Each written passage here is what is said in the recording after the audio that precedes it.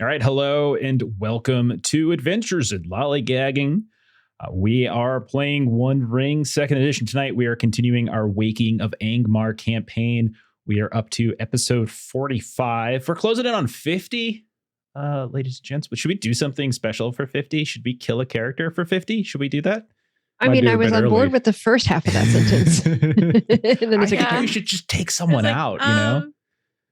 No, is that not special? I mean, we haven't done it yet. Not really. You know, just saying. I mean, special, yes. To be determined type of special. Okay. We won't plan it. We'll just see how it goes. It's next month, right? It's 5 weeks away, you know? So, yeah, we got to think of something fun and fun to do. Something fancy to do. I don't know what. We'll figure it out. But Steven's usually cool to make a new character, so we can probably just kill Daggett, I think. Just yeah, I mean, I've got 5 more ready to go. I always plan on it with you. oh my in the God. chat. Zorro, TPK. There you go. I don't know. I don't know. I don't know. Oh, I think giveaway definitely makes sense, Eric. We just did one last night in Blade Runner. We gave away I don't think I have the box around me, and we're doing another one on Tuesday for Steven's new Forbidden Lands game. So we got a couple of those ready to go. So very excited for that. All right. We got to figure something out, though. We have 5 weeks, right? So let's figure out some stuff and keep throwing out ideas in the chat, you know, especially if they involve killing characters, because I'm totally down for that. Because people have been saying that I don't do that enough. I've been getting a lot of you know, messages and mail and people saying, you know, Jeff, you don't kill characters enough. You're too nice to them. And I was like, you know, you're right. It's me. I'm the one who's been messaging Jeff, telling him that just don't kill enough characters. Pseudonym after pseudonym. I do like the suggestion in chat that we all dress up for the 50th episode of One Ring. Oh boy. Oh, I can't. I was gonna say. I was about to say, should I do Gandalf? And I'm like, no. I'm Sauron. So I don't know how do you do that for Sauron? Just paint your face red with like a single pupil. No, I could do the old school Sauron with his like helmet and stuff on, right? Get a big old mace. These are all I like the Angmar, but you know, whatever you want. I liked my idea better, but you know, we're workshopping. Sure. Okay. And everyone else is to dress up, even Long. Long and I do not dress up on the Blade Runner game. You don't. Everyone else does. We're like, screw that. To be fair, I just throw on glasses. Oh boy, there we go, Eric. Norse Foundry gift certificate, $25 per character killed. Listen, do you all not love the audience? Do you all not want the audience to have? I'm sorry, but I love Gilly. That's $100 gift certificate if I kill all 4 of you, and then you make new characters, and I kill those, and we just keep going. No. No, I think we all love Gilly. I think we all love Gilly. I think I don't. While we hear Eric's suggestion, I do think we have some. I like the idea for characters. I'm not a big fan of Gilly. She's my least favorite. I'm just kidding. You know, I'm kidding. True. You know it's Daggett. Like everyone knows that. Yeah, we do. Okay. Oh, come on. That's not true. He's the fave. You just haven't spent enough time with my favorite character. Man, that's tough. I know who my least favorite character is, but I don't know who my favorite character is now that I think about it. Tom Bombadil. We all know who I like the least, right? Everyone kind of knows. We can leave that the unstated mystery. I don't take any travel fatigue. That's who I hate the most. I don't take any travel fatigue. Whatever. Yeah, there's that. Whatever. Whatever. You pulled out my ugly laugh, Jeff. Thanks. You ripped that from my stomach. Sorry. All right, let's do a quick roundtable, figure out who's playing. I'm gonna start phasing these out of games, I think, but we've been doing it for so long here, it's just sort of par for the course. But just do a quick who's everyone, quick thought. Maybe just tell us, what are you thinking about right now? Because that was a crazy fight, and it's not even really over. It's just shifted in some way. But what's kind of going through your character's mind as Lottie has fallen, so have so many of your allies, and the ground is just saturated with blood. The stream nearby, you can see blood and bodies. it is a horrific scene up here. So what is going through your character's mind as you introduce them? So Long, tell us about Floy. Yeah, I'm Floy, a young treasure hunting dwarf, prosperous in his living style.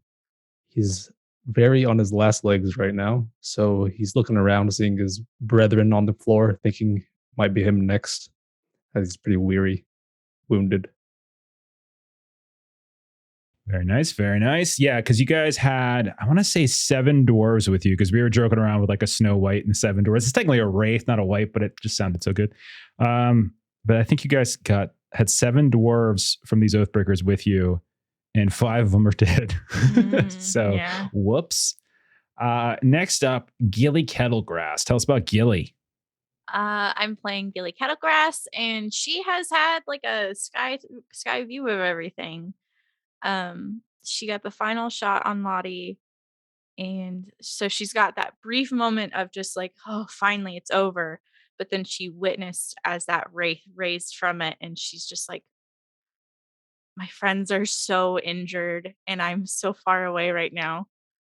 It's true. It's true. Yeah, I mean, you did get that final kill. And the thing is like, if you didn't get that shot off, I likely would have been able to take out at least one of them, actually, because she was wounded too. So she was only down to 1 attack, but she would have probably been able to take 1 person out. So that was a clutch shot, because if you didn't do that, someone was going down. Next up, we have Orinial, the very heroic ranger who heroically let everybody else die. Go ahead, Orinial. There was some strategy that happened last episode with who was going where and when and all of the things that were happening. But yes, I think that sort of looking around the battlefield, because I seem to remember that someone, and I don't remember who, actually sort of promised that the support that came with us was going to return with us, which seemed at the time was a slight eyebrow raise, and now is very likely to come back to bite us because we failed in that. I said they'd come back. I never said alive. Oh, so we're bringing all of their bodies back with us, assuming we are. A few of them have already just gotten swept up in the current, and they're nowhere nearby. They're just off into the sea, off into the ice bay of Foreshell. Okay. So yeah, that's what's going through Renneal's mind, is that this was quite the battle, and many sacrifices were made. Fair enough. Fair enough. And then finally, we got our the newest character of the company. We've got Daggett. So Steven, tell us about what's going through Daggett's mind right now. Daggett is I'm still the oldest of the group. Have a very unruly beard, and I am a dwarf captain. And right now, we have just come off this battle, and during the battle, I had the battle joy fall upon me. I had the adrenaline going. I was cutting through people, not worried at all about the hits I was taking. We took down Lottie, and I had a moment to just breathe. And then this wraith starts to come out, and the adrenaline left me in that moment. And now I'm just feeling exhausted and tired and wondering how I'm going to lift this heavy hammer one more time. Well done. Well done. So let's talk about where we're at. All right. So this adventuring phase that we've been on, it is spring 2967. It is after that terrible winter in which you all had spent time in Angmar. You lost Sorendir, who kind of disappeared from you, and then you traveled back. You kind of spent some time apart. It wasn't so much as bad as it wasn't as bad as the Fell winter, but there was a very bad winter, and you guys spent some time apart. Floy, Gilly, Orinial. But eventually you came together. As Floy, you started looking specifically for a weapon that could help you in your fight against the undead, since that was what kind of like hurt you guys so heavily inside Othrengul. So you learned of Kobar, son of Cain, this legendary dwarf who died at the battle of a Zanul Bazaar, which was during the War of Dwarves and Orcs a couple hundred years ago, or probably longer than that. I don't have the date. But you heard about him and how he had kind of slayed all these wraiths and wights that had descended upon his camp with this great cleaver he had. But as you started to investigate it, you learned that a bunch of these dwarven oathbreakers, you've even encountered a few times before, led by a dwarf named Snagit, had broken into the vaults of Cragstone Hall where this cleaver was kept, stole it along with other things, and ran off. You learned from some, I think it was a ranger woman who you happened to meet while you were looking for them, that Snagit and his company had fled northward, and they actually had fled northward into like these old dwarven mines that legend says a old king of Arthedain, Arvedui, had sort of hidden in as he fled from the War of Angmar when I think it was when Fornost fell. So you kind of got the band back together. You introduced Daggett being Snagit's brother, the very man that was sort of behind some of the problems here. And Daggett has been going along hoping to maybe help his brother not get, some terrible punishment. You traveled here, had some weird encounters along the way, but you made it up to the edge of Forestshell, the ice bay of Forestshell. You found this old mine, and you found that it was effectively a death trap. And not only that, but there were many parties that were interested, because the rumor is that there are these treasures of old, of Fornost, of Arthedain, of Arnor before it, that Arvedui had brought with him and left somewhere behind. And you also know that the hill folk, led by Lottie, who you've known since the very beginning of our campaign, have been like these descendants of Rudour, who have been going about and trying to collect all these old artifacts from these sunken and these ruined keeps and kingdoms of like the former Northern Kingdom. And you encountered her again. And not only did you encounter her, but there's also this terrible beast that's in this mine. And it's like it's like basically a massive bear with this sort of hideous face. And you even saw one of these creatures when you were traveling to Othrengol a few months back. And you saw it also in the carvings of a sick elf artist in Forlond, one of the reasons you were actually traveling to Othrengol to begin with. So you looked around and you eventually found some allies. You found the Lossith, so the snow people of Forestshell. And you met a woman and you kind of agreed to help, but you weren't moving as quickly as she wanted, Helvi, and so she went off on her own. The next day, you found the Dwarven Oathbreakers. You encountered Snagit. You had a very tense council with Snagit, as you all wanted the axe. You wanted his help. He didn't want to go back. He wants this mine for himself and for his people. And after a long council, you come to the conclusion you agreed to ally, because there were a couple different things that need to be taken out, because he would agree to give the cleaver over if you help him clear out this mine of all these dangers, including the hillfolk, including the beast, and including these snow whites that were also kind of plaguing some of the dwarves and the loss of people. You actually haven't, I don't think you have directly encountered any yourselves. So you split up. Snagit took some of his people to deal with the whites deep into the caves beneath the mine. You all went to the surface to confront the hillfolk. You took some reinforcements with you. You found that, in fact, it was Lottie, the sort of the red-haired warrior woman, the warrior chieftain of the Rudour clans that had survived the sort of the reckoning that they faced hundreds of years ago after they kind of betrayed the other northern kingdoms. You fought. Gilly, you were sniping from a ridge. Floy, you lured a bunch away to try to help that initial attack. Iriniel, you led a charge with many of your dwarven allies. Daggett, you snuck into the camp and you tried to free some of these Lossith people who were being held captive and get them onto your side.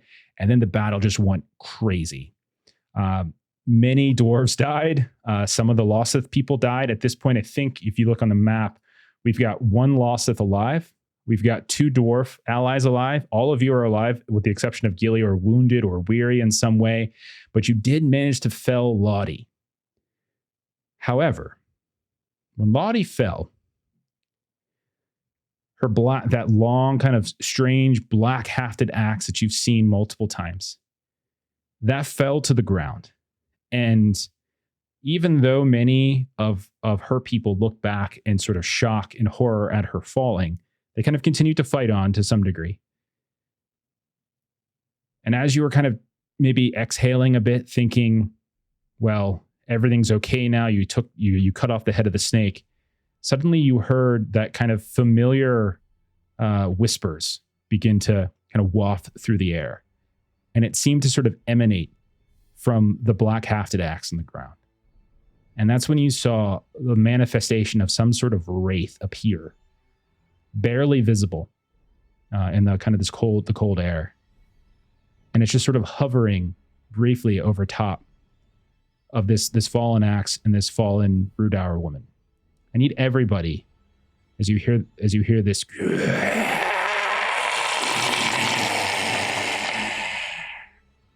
need everyone to make a shadow dread test at the sight of this thing. Even you, Gilly, even though it's kind of hard for you to see, you can barely see it, but you can hear it for sure. Okay, wisdom or valor? It's a dread, so it'd be valor, yeah. Okay.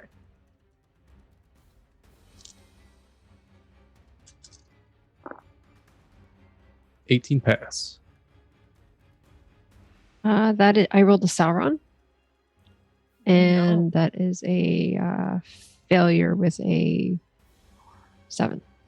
Okay, so Failure for Sauron- me as well. Okay. 17, pass, great success. Okay, you got a great success. Floyd, how many extra successes did you get? 1. It's Okay, just so you got one success. extra success. So both Gilly No, and no Floyd extra. take. Okay, so I'm sorry. Say that again. I overtalked. It's just success. There's no extra. It's not okay, a great Floyd, area. take 2 points of shadow. Gilly, take 1 point of shadow. Both of you pass though. Yeah. It's a frightening image. You're okay. Ariniel and Daggett, both of you take 3 points of shadow, and you're both daunted, meaning you cannot spend hope for the rest of however long this encounter is going to last. Oh no. I'm actually miserable after taking that shadow. Same. Oh gosh. Okay. Now, the thing is, the good news is I'm also going to do the same thing for every one of these combatants. I know we have our own rules, but I'm going to do some rolls here just to see how many of them become daunted as well. So, your dwarven allies actually are good. Your Lossith ally, also good. Then let's see, some of the enemies that you're fighting.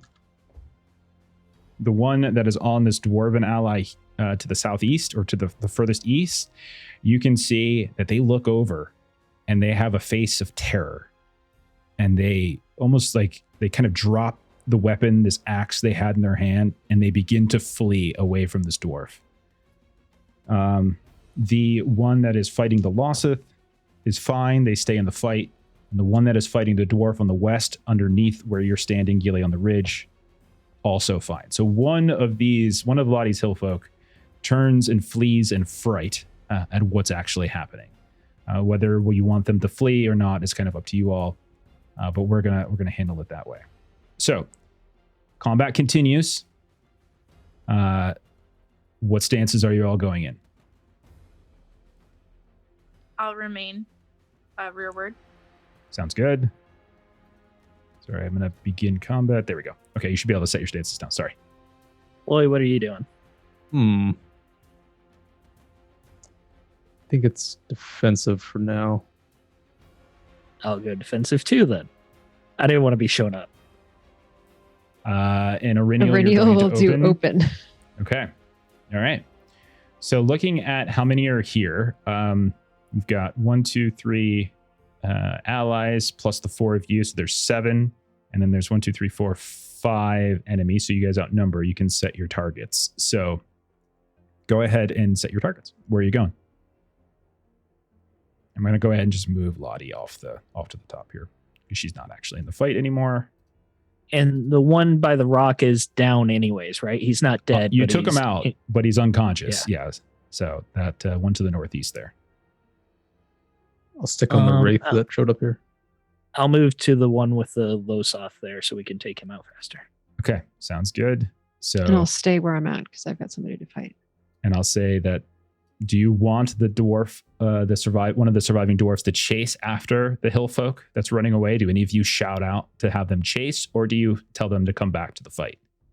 What are your preferences? I would tell them to come back to the fight. Mm-hmm, Okay, so they'll just go over towards where Aurinial is, because that's the closest next enemy. So they'll just take a few steps, turn around on the shore of the stream. You hear the crunching of their boots, and there we go. All right, so Aurinial, you are going to start. You're in open stance. You are in a 2v1 with one of these hill folk, right? Who's like, their back is in the, to the stream. Their boots are in that cold, icy stream. And you and this dwarf are fighting this guy. What do you want to do? All right. I feel like I need to finish this up as quickly as I can so that I can try to get some information on this appearance of an undead so that I can help my companions. And you can take a +1 bonus to this since you and the dwarf are actually outnumbering. So you can have a +1 to that. Excellent. And I will... All right. I'm going to leave these in case anybody gets desperate. We have 9 audience dice. I'm not going to take any at this point because I have the benefit of the extra. So I'm rolling 4d6s for swords. And oh my gosh. I should note the guy you're attacking has 2 parry rating. So add +2 to your target number. Yeah. I've rolled absolutely awful my first 2 rolls. Okay. This is my second Sauron. And all of my d6s are 3 and under, and I'm weary. So it is another roll with a grand total of 0. Okay. So you swing out at this hillfolk champion, and they manage to sort of shift and turn, and with this long axe that they have, again, it's similar in design to the one that Lottie was wielding that fell to the ground from which that wraith emerged. However, it's certainly different in coloring. Like Lottie's is black as night. This is just your normal axe, kind of just sort of a dark brown, shaft, and then the blade is kind of a dark gray metal, pretty standard affair. But they are able to, with the haft of the blade, just sort of parry your first and kind of like hop up over your blade, and then like as the dwarf kind of reaches in to stab, manages to fend off as well. So then we'll go to Floy or Daggett, who are both in defensive stance. Either one of you can go in whatever order you like. Go ahead, Floy. I'll raise my axe against this new shadow that's appeared. It's time to cleanse you of this world. I'm going to strike it. I'm Also +2 to parry, so +2 to your target number to attack this one. Okay. Sauron, so auto fail because I'm miserable. Okay. Really? You get your axe back. You go to swing in. Maybe you do some sort of dwarven war chant, and your axe goes through this creature and does not actually seem to touch it at all. It's like you're swinging at a whiff of fog. Daggett, you're up. All right. I'll take the bonus die from the Losoth, and I will take an audience die too, because I want to put this guy down. Please do. With a heavy sigh, I heft my hammer one more time, start moving towards him. Please no Saurons. That is a Gandy. Yay. I ignore 3 of those dice because they're under 3. So 17 total. You said +2 parry? So yes, +2 to parry to every enemy actually, now that's on the map. Gandalf is automatic success anyways, so I don't know why I'm doing the math. So just 1 success. Just one which success. Is 8 damage. 8 damage. Okay, very good. Not enough to put them down, but it definitely, you managed to, with you're using an axe or a hammer. Matic. So it's the like Matic, a hammer right. on one side and a pick on the back. Gotcha. So like you managed to like get underneath a swing as they're trying to keep the Losoth at bay. You managed to duck under this horizontal swing, and like you just take your Matic, and with the blunt back, you slam up against the hamstring. They kind of dip down, and it allows you to come back over top and get a scrape along their backside. 8 points. Okay. And then we go to Gilly. Okay, I'm gonna attack the one that's near this rock near me. I've done Okay, so 12 right to him. underneath you, there's a dwarf Yeah. that has like perched atop one of these larger boulders on the side of the stream, and is doing that so that they can see eye to eye and fight face to face with this other hill folk that is swinging at them. And so you're going to fire down from about 20 feet up. And again, you can take that bonus die for the height. Oh, yeah. Thank you for the reminder. Yeah. Oh, sweet. Okay, so 16, 17. So that's a pass. I did get a 10 on my 12's die, but no additional successes. So Okay. please roll for the wound. What's the damage first? Because you might just kill them outright with the damage. No additional successes. It's just 4. Okay, so then I will roll for the wound. That's not enough to kill them. All right, I still have some of this resolve left, so I'm gonna burn one to get an extra die on the protection roll. Okay, so I'm gonna roll those 2 again. Flex plus 8 is 14, plus 3, 17, plus 1, 18. Yeah, mine's 16. Okay. Actually, it's 17. Sorry, that one shouldn't have counted. Okay. So 17, but 17 is still good. Okay, Yeah. so they're not dead, but they are very wounded. They are on their quite literally last legs. Okay. So we are playing the NPCs or bonuses and stuff like that. That's how we play. We're going to move around to the hill folk then. So the one that'll go first is the one that you just attacked, Gilly. So the one on top of this, fighting this dwarf on top of the rock. They will attack the dwarf themselves to see if they can kind of do anything to this dwarf. This is one of the last remaining dwarf allies you have here, and they're trying to kill. They are unable to kill this dwarf. You can tell that the arrow sticking out of the shoulder here, kind of out of the side there, cuts from where the dwarf and the Lossith had been attacking this guy before. This Hillfolk champion, you can tell, is just bleeding fierce. It's actually amazing they're still standing with the amount of wounds and blood that's coating them. They are also only down to 1 might, which means they can only attack once, and so that is the end of their turn. We'll move then over to the... Let's see. We'll do the one... Let's see. One of these, I think, is... Yeah, the one running away, I'm just going to ignore. And then the next one will be the one that is with Daggett in the Lossith. They have 2 attacks. So I'll say they'll be splitting them. They'll attack once onto Daggett and once onto that Lossith. So for you, Daggett,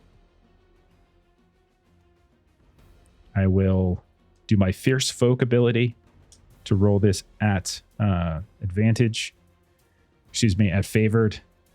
Get a bonus die. 4, and you're in defensive, right? Correct. Okay, so that's only 3d6s. Okay.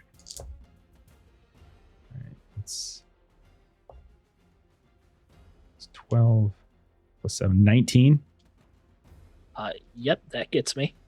Okay, 6 points of damage. I don't have any extra successes, so it's a flat 6 with this axe.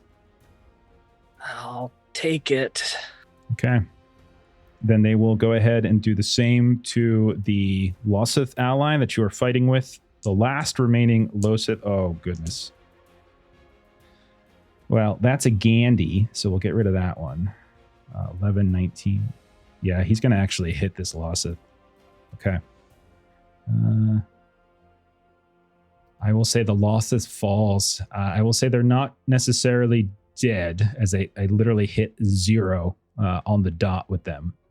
But I'm going to say the Lossith falls. If you can finish this fight quickly enough and lend aid, you might be able to stabilize them. But they just took a brutal wound in the side, like right where their ribs, and they just spurt blood, Daggett, and you see them fall off the blade to the ground. Okay. They're not bleeding on me, are they? They're not bleeding on you. Okay. And then I'll do the same thing with the one that is between this dwarven ally and Aurinial. One attack is going to be onto Aurinial. I'll do the exact same thing I just did. So it's going to, and you're in open stance, so this is going to be an extra d6 for you. That's 11 to 6. I'm in open, so it's just 16. straight. It's a straight roll. It's 25 to you. I'm in an extra. It's an extra one against you than it was against Daggett because Daggett was in defensive. Oh, it's I see. 25. Okay. It's 25 to hit with one extra success. Yeah. So I'm going to go ahead, and this is a 9. So I rolled a 9 on my feat die. So I'm going to go ahead and make you roll. Okay, you're going to take 6 points of damage and then roll for a wound with an injury rating of 20. So, I don't know what that means. So you need to roll. You need to do a protection roll. So you roll. You roll a d12 plus a number of d6 equal to your armor rating. I'm just going to roll this from my sheet. Oh, that's fine. Yeah. Okay. Yeah. That is a failure. That's failure. Aurinial, you Oh, are no. now- Is it not? I think it is. No, it was. I'm preemptively saying, "Oh no," because I already had a moderate wound. Okay. You take another wound. As Aurinial, you fall. So that is your second wound, which means Aurinial is potentially dying. And then finally, we have Do I need to roll that? Yeah, you can roll the table. It's fine. So Aurinial's down.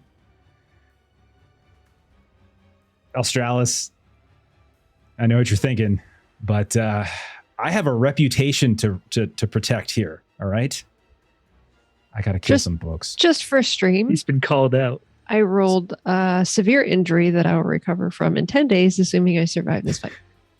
I'm sorry, Griffin. I know I'm bad. No cookies for me. But that's good. It's good. Too many cookies over holiday break. Okay, the only target the Wraith has is old Floy. Floy, you just swung at this creature. Your weapon seemed to have no effect on it. It just swung right through it like as if it was air. You can barely see them shifting and moving.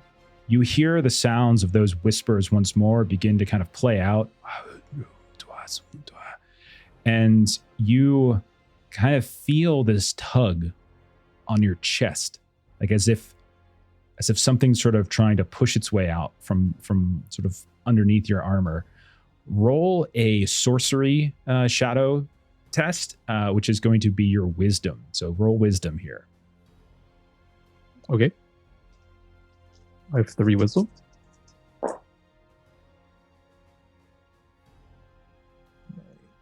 What's that against the heart or wits? Heart, I think, is for... Oh, gosh. No, I forgot. Pretty sure it's hard. Is it heart? Yeah, I have it in the journal section. Hang on. We'll check. It's Or no, heart. wisdom is wits. Wisdom's wits. Heart is for valor, right? Yeah, that Okay, sounds I failed both either way, so Okay. Okay. Yeah, so just for the record, Valor uses your heart's target number and Wisdom Okay. uses your wits. Okay, so you take 3 points of shadow and you suffer a bout of madness. oh. Let me see what my next step is. Wait, could he?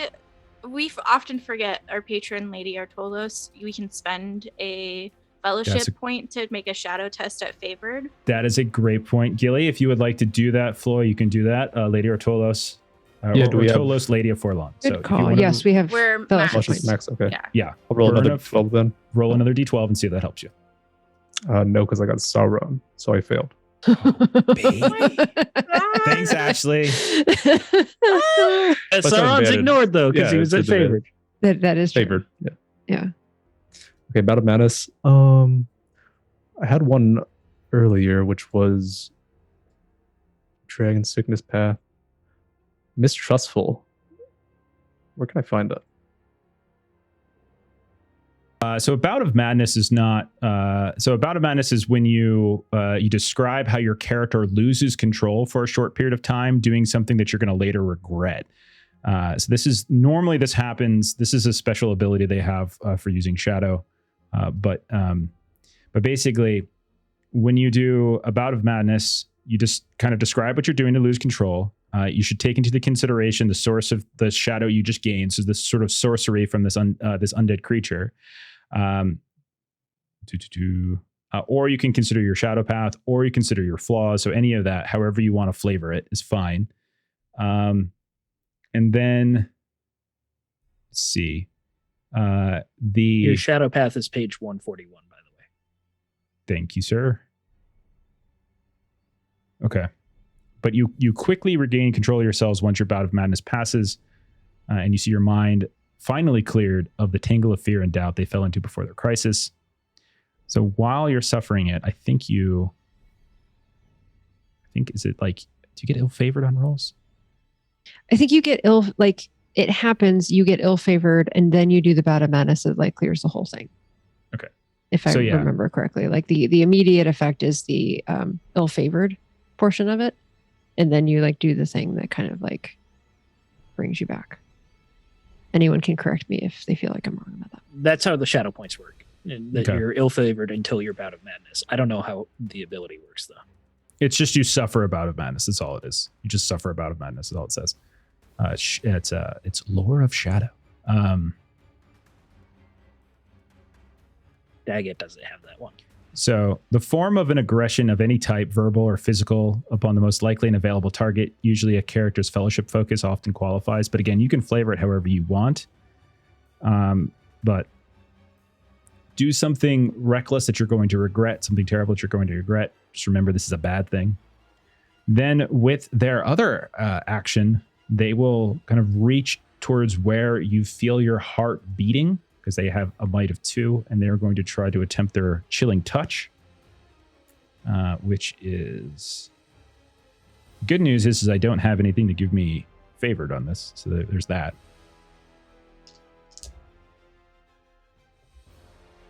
It's 5 plus 5 is 10. 13? 13's not good enough to hit Floy, right? No, 15. Okay, so they try. You can see like this spectral hand kind of reaching into your chest, where you feel your heart just kind of bursting and bursting.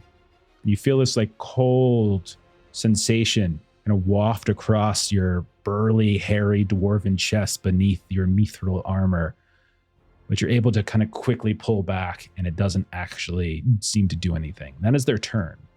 Yes, for the bout of madness, I start getting a bit delirious.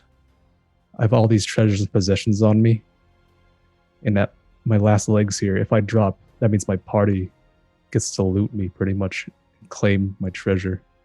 Okay. So I kind of move towards the river and just start tossing any of my valuable possessions down the river so they get taken adrift so they can have it.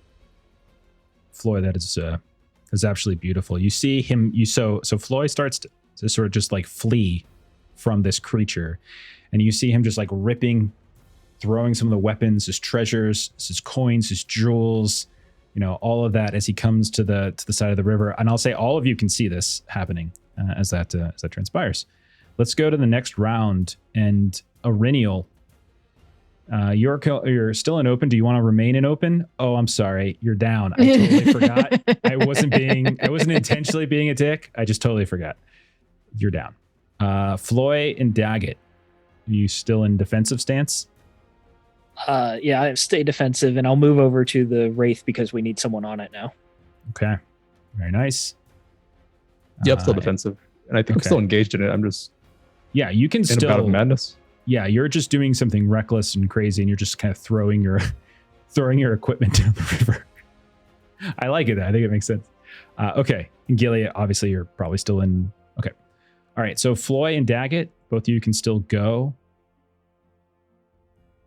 We'll say the Wraith maybe follows you a bit, and that's why we're still all engaged. I'll yell out, Floy, the battle! And I just start swinging at the Wraith as it's moving towards him. Do I get a bonus die for the flanking? No, that's only because of the NPCs. No, I do? I will. No. You're outnumbering. That's totally fine. Yeah. Okay. Also want to cool. say welcome to the Gilded Troll. Thank you for the raid. Appreciate it. We're playing Welcome One in. Ring. We're having one hell of a battle here. But thanks for hanging out. And I'll take another audience die as well. Okay. So that puts me -1 for defensive, and then +2 puts me at 4. Okay, that's good. That's good. 14, 22 to hit. For sure. And I needed 13 plus whatever it's parried. For sure. Yeah. I'm sure that's good for whatever your target number is. Okay. So still only 1 success though, no 6s. okay. 2 questions for 8 you. damage. That's the answer to one of them. What kind of weapon you use? The hammer, the Matic. Okay. You go to swing your weapon, and you just, as you like put all of your weight into it, you swing it down, and you're just putting every ounce of strength. It's again, there's a slight resistance as you kind of cut through the wraith to the point where you see it kind of shift and move. So you think you've done something to it, but it's just not as much as you would expect. And you fought undead before, probably, maybe, I don't know.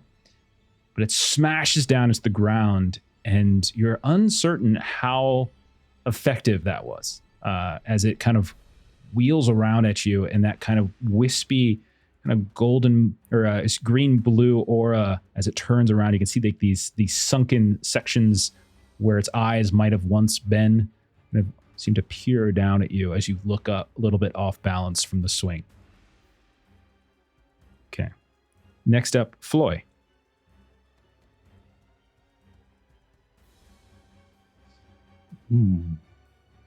So you just tried swinging? Did you miss? I didn't see the result hit. of your roll. He hit. It just is one of those things where when you normally swing at something, you feel like this intense hit.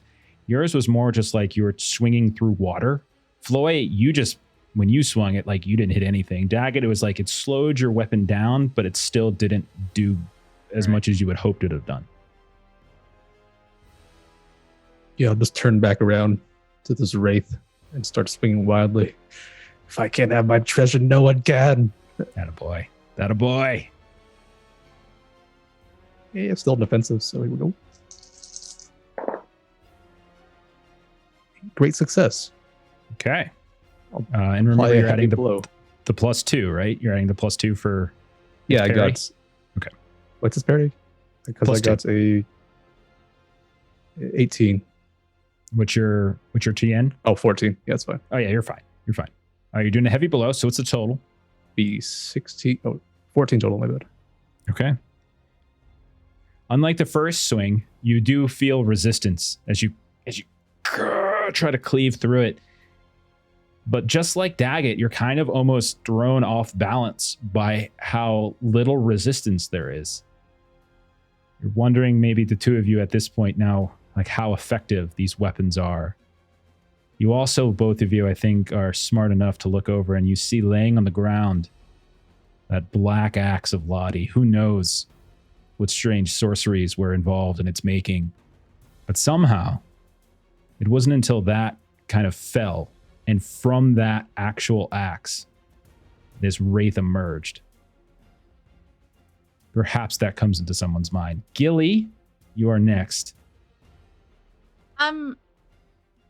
We've used fire against wraiths before, so Indeed. Gilly would like to do that. Okay. Now, I do want to clarify that the way fire works with these, you guys have played the game long enough. So some creatures have a fell ability called Fear of Fire. And you guys have played long enough that I'm just going to tell you what it says. The creature loses 1 hate at the start of each round. It is engaged in close combat with an adversary wielding a torch or some other burning item. Oh, okay. So usually what I've been doing is I've been kind of giving you some sort of basic bonus for firing, like, fire arrows and stuff like that. But I haven't been giving you credit for the Fear of Fire because you're not in close combat. Yeah. But usually I just give it like a little bonus, like a boost to damage or something like that. Okay, So- never mind then. I'm gonna finish You can totally do it. You can totally do it. I just wanted to make that clear in case Okay. people were wondering watching what I do. I did see. Well, no, I'm gonna try and finish this guy off so the dwarf can help. I think that's a good call. Yeah, he is on like I said, one hit would work. Yeah. Oh, and make sure dice for The dwarf too does not look either. Like this is basically end of Rocky 2, the two of them. It's rough. Or maybe end of Rocky 1 when they both went to the hospital. Maybe that's what it is. It's the beginning of Rocky 2 where it shows in the hospital. That's right. It's the beginning of Rocky 2. 8 damage, Jeff. None of that information, by the way, meant anything to Ashley, who probably hasn't watched either. Did you hit, by the way? Did I got you first? though. Yeah. You did? Okay, you're good. Okay. And they fall.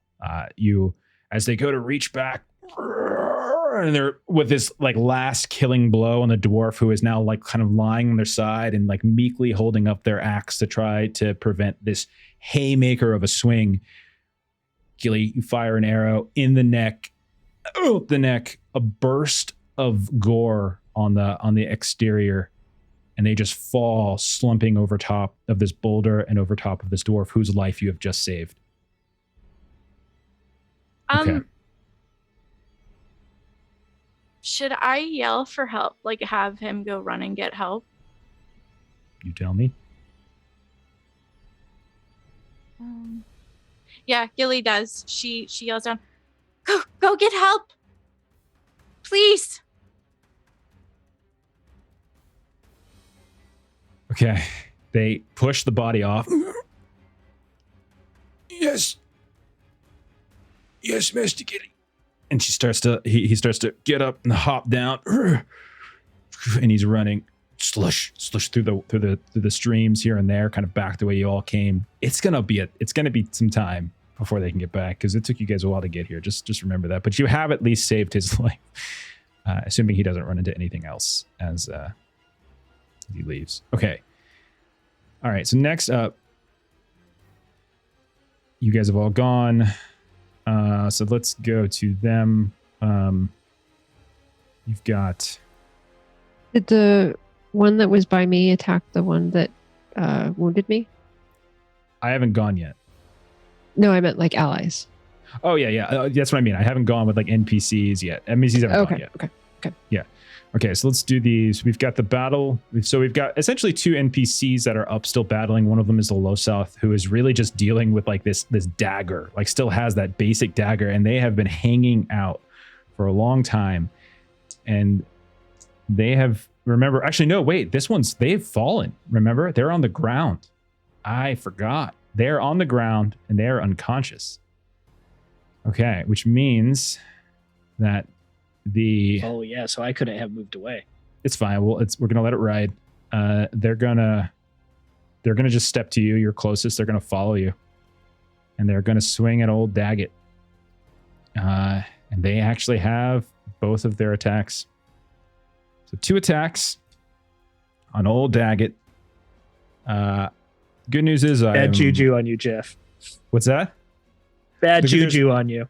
There's good news is that I'm basically out of hate, like to the point where I can't really spend it on fierce folk anymore. So just the character, not for the you. sake of honesty, Jeff, did you notice that you got 2 complications from Paradrift in chat? Oh no, I didn't. I'm earlier? sorry. I haven't been able to keep up with everything. Okay. Thought you should know and tell you. Melissa's ready to kill Daggett, so she just wanted to remind you at this crucial moment. It was one of those things that I figured Jeff might have been a little busy and didn't catch it. So, right. 21 to hit on the first.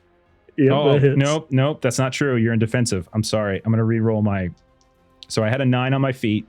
I'm going to re-roll my bonus die because I should have only gotten 2. So I'm just going to re-roll because they were like a 6, 5, and a 4 or something like that. 13 to hit. 13 misses. Okay. I got 15 parry. First attack misses. Second hit comes in.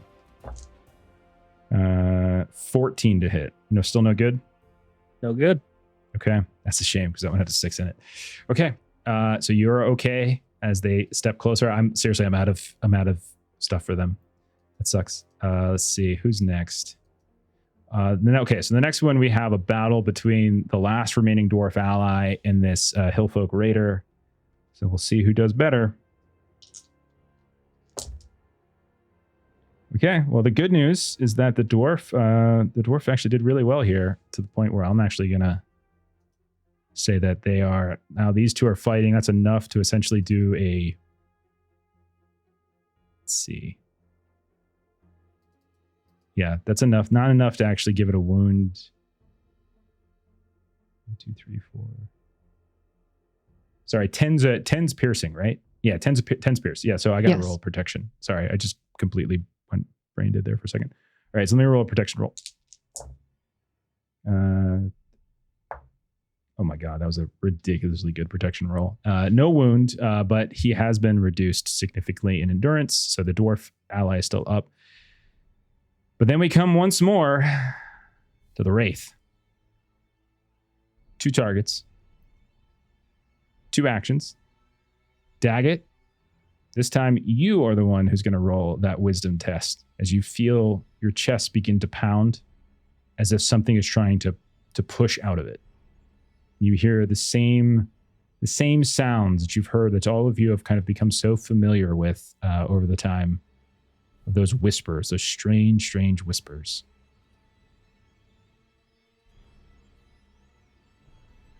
There they are. So wisdom, a wisdom roll for you, Daggett. I'm actually decent. I don't have to Just, but roll I'm because not I'm gonna down, roll. right? No, you're fine. This is a targeted ability. If I wasn't miserable or weary, I would have made it. Instead, I failed by 1. You feel.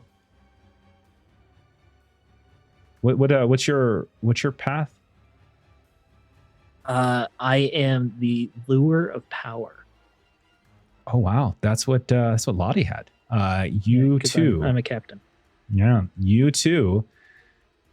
Now have to suffer a bout of madness. You suffer 3 points of shadow, and you suffer a bout of madness. And then it will then use its icy hand to reach back out at Floy again. And you're still in defensive stance, right, Floy? Yeah. Is 15 good against Floy? Yeah, it's enough. Okay, so the icy hand does manage to get in. Only 6 points of damage. I didn't have any 6s or anything like that in it, so it's just 6 points of damage. And you just feel as though it's reached into your chest.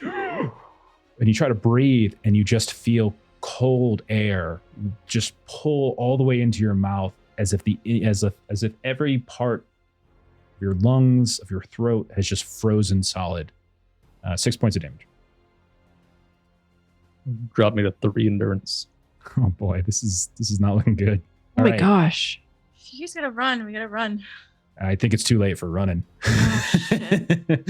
Oh, Auriniel, you're still down, unfortunately. Floy and Daggett, you're both up. You're both suffering something that's happened that has sort of essentially triggered like the most barest or basic conceit when it comes to your paths, and you are just fretting with fear, with danger, whatever it might be. Also remember, the last time we had a wraith that was possessing something, Gilly broke it. That skull. Daggett wouldn't know that, but Floy would know that. Yeah, that seemed like somebody strong break the thing. Floy or Daggett, you're up. You're both in defensive stance. If you want to change, now's the time, but otherwise both of you are free to go. Okay. I'll go full forward here. I'm going forward too, actually. Okay. Only got 1 hit left. Might as well. As Ashley and I look at each other and say, what did we just say? As I scream, They are suffering from bouts of madness. They can't I think know, straight. it makes sense. Yeah. Ugh. I'll look at this dark axe laying on the ground and see just how, I guess, vulnerable it is and strike at it. Floy, you reach down, you grab the axe.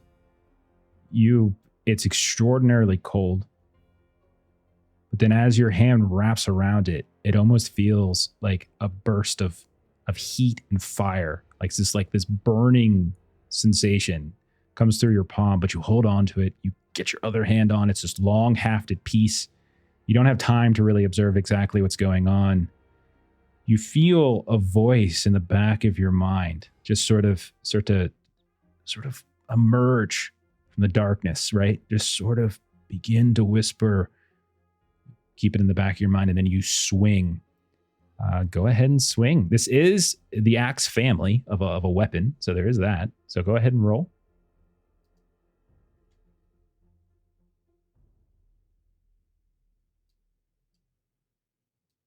Extraordinary success with a 17. With a 17, okay. So plus 2 parry is my 15, so 16. So yeah, so you're good. You're good. So this is a long hafted axe. So if you want to just look at the stats for that, it's a long hafted axe. And then let me know how much damage you do. Thunder weapons. Yeah. So if you look in the weapons, there should be a long hafted axe under the items menu. That does 6 damage. 6 points of damage. If you're using you're using it two-handed, the injury kicks up. Okay. So I'll do double heavy blow to make it 21. 21 damage, you say? Yeah. You swing down, almost like this thing is twice your height.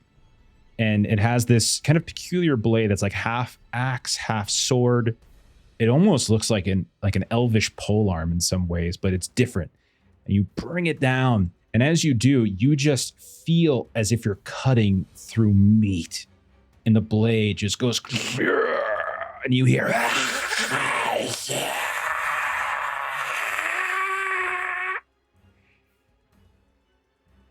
and as you continue your follow through, it's like the blade gets caught in that weird, wispy, ghostly nature of this creature and smashes it down to the ground. And you see the ground erupt in dust and dirt.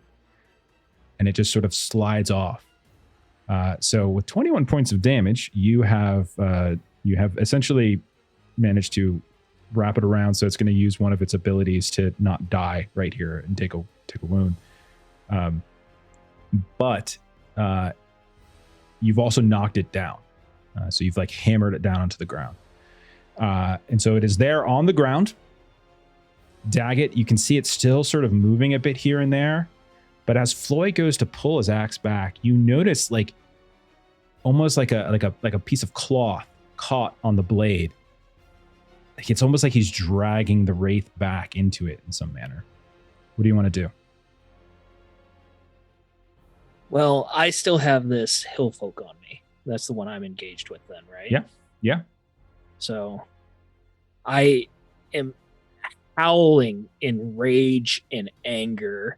I'm glaring at Floy, and I'm just taking that anger and I'm just swinging at this hill folk. How are we looking on audience dice? We are looking at 12, so you could potentially chunk some for favored. I think I will, because this guy hasn't even gotten his first wound yet. So I'll take favored. Okay. And then I'm open, so I got 4 dice there.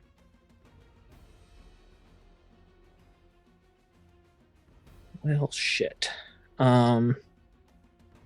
He's parry 2. Parry 2. I just missed by 1. No. Yeah, a lot of 3s and 1s. So yeah, nothing. That's what I was rolling too. And weary, it's just all gone. Yeah, weary's rough. You swing out. He manages at the very last second. It looks like you're about to bury your mattock right into his hip and just burst the bone there that make him hobbled for the rest of his life. And at the last second, he sweeps the bottom portion of his axe up and just manages to throw your strike off ever so slightly. Gilly, you've seen something happen to this wraith. It is laying on the ground and almost seems like it's somehow like torn up within the axe that Floy is swinging. You see that Daggett is struggling. You see Aurinial bleeding on the shore of the stream, her blood in the water, her cloak in the water of the stream as well. There is your dwarf ally that is standing over top of her, trying to protect her. What would you like to do? God. I'm gonna go for the dwarf or not the dwarf. No, that's a good idea. Just tell the hill folk and the wraith you're on their side. No. Gilly The hill turns folk to who's shadow. above. It's the only way Aurelian. she'll survive this battle. It really is. Well, I mean, honestly, she could just run away. Like, she's like, Yeah. see ya, and then hide. You're going for the one on Yeah, Daggett? she's or got a the, free escape. the one on Daggett or the one that's fighting your dwarf ally? Your last remaining dwarf ally on the pitch. I'm gonna go agree. for the one on Daggett so he can hopefully help against the wraith. Fair enough. God. I am not holding back, by the way. If you all TPK, then I'll just have to TPK your new characters when we get to episode 50. That's just how it's going to be. Or Okay. maybe we just take a break from One Ring. We do that Delta Green game I've been talking about. Maybe we do that instead. So I'll I come got a back for the 2 9. towers later. What? Go ahead, Gilly. I'm sorry. I got a 9 on my 12s die, and I got a 6. 15 plus. 22. So I have Okay. 22 to hit. So that Okay. lands. Okay. But I got a bonus 6, so I'm going to use that to bump my 12 to a 10, so that Gotcha. you have to roll for a wound, please. Okay. As I've said, I do not actually have enough resolve. I have 1 left, so I'm not going to use it. So I'm just rolling straight protection, which is just 3. They do have 3. They have these male shirts on. Mm-hmm. So I did just roll a Sauron. So that's a success. Damn. No wound. I did roll an 11, which is a Sauron in our universe. Right? 11's Sauron. Yeah, because 12 is good Yes, enough. Yeah, okay. yes. I just lost my mind. I'm like, am I right about that for a second? Okay. Otherwise, it would have been, in total, it would have been a 16. I rolled a 3 and a 2. What's the total damage, though? Base damage is 4. That's a shame. All right. Yeah. It's still up.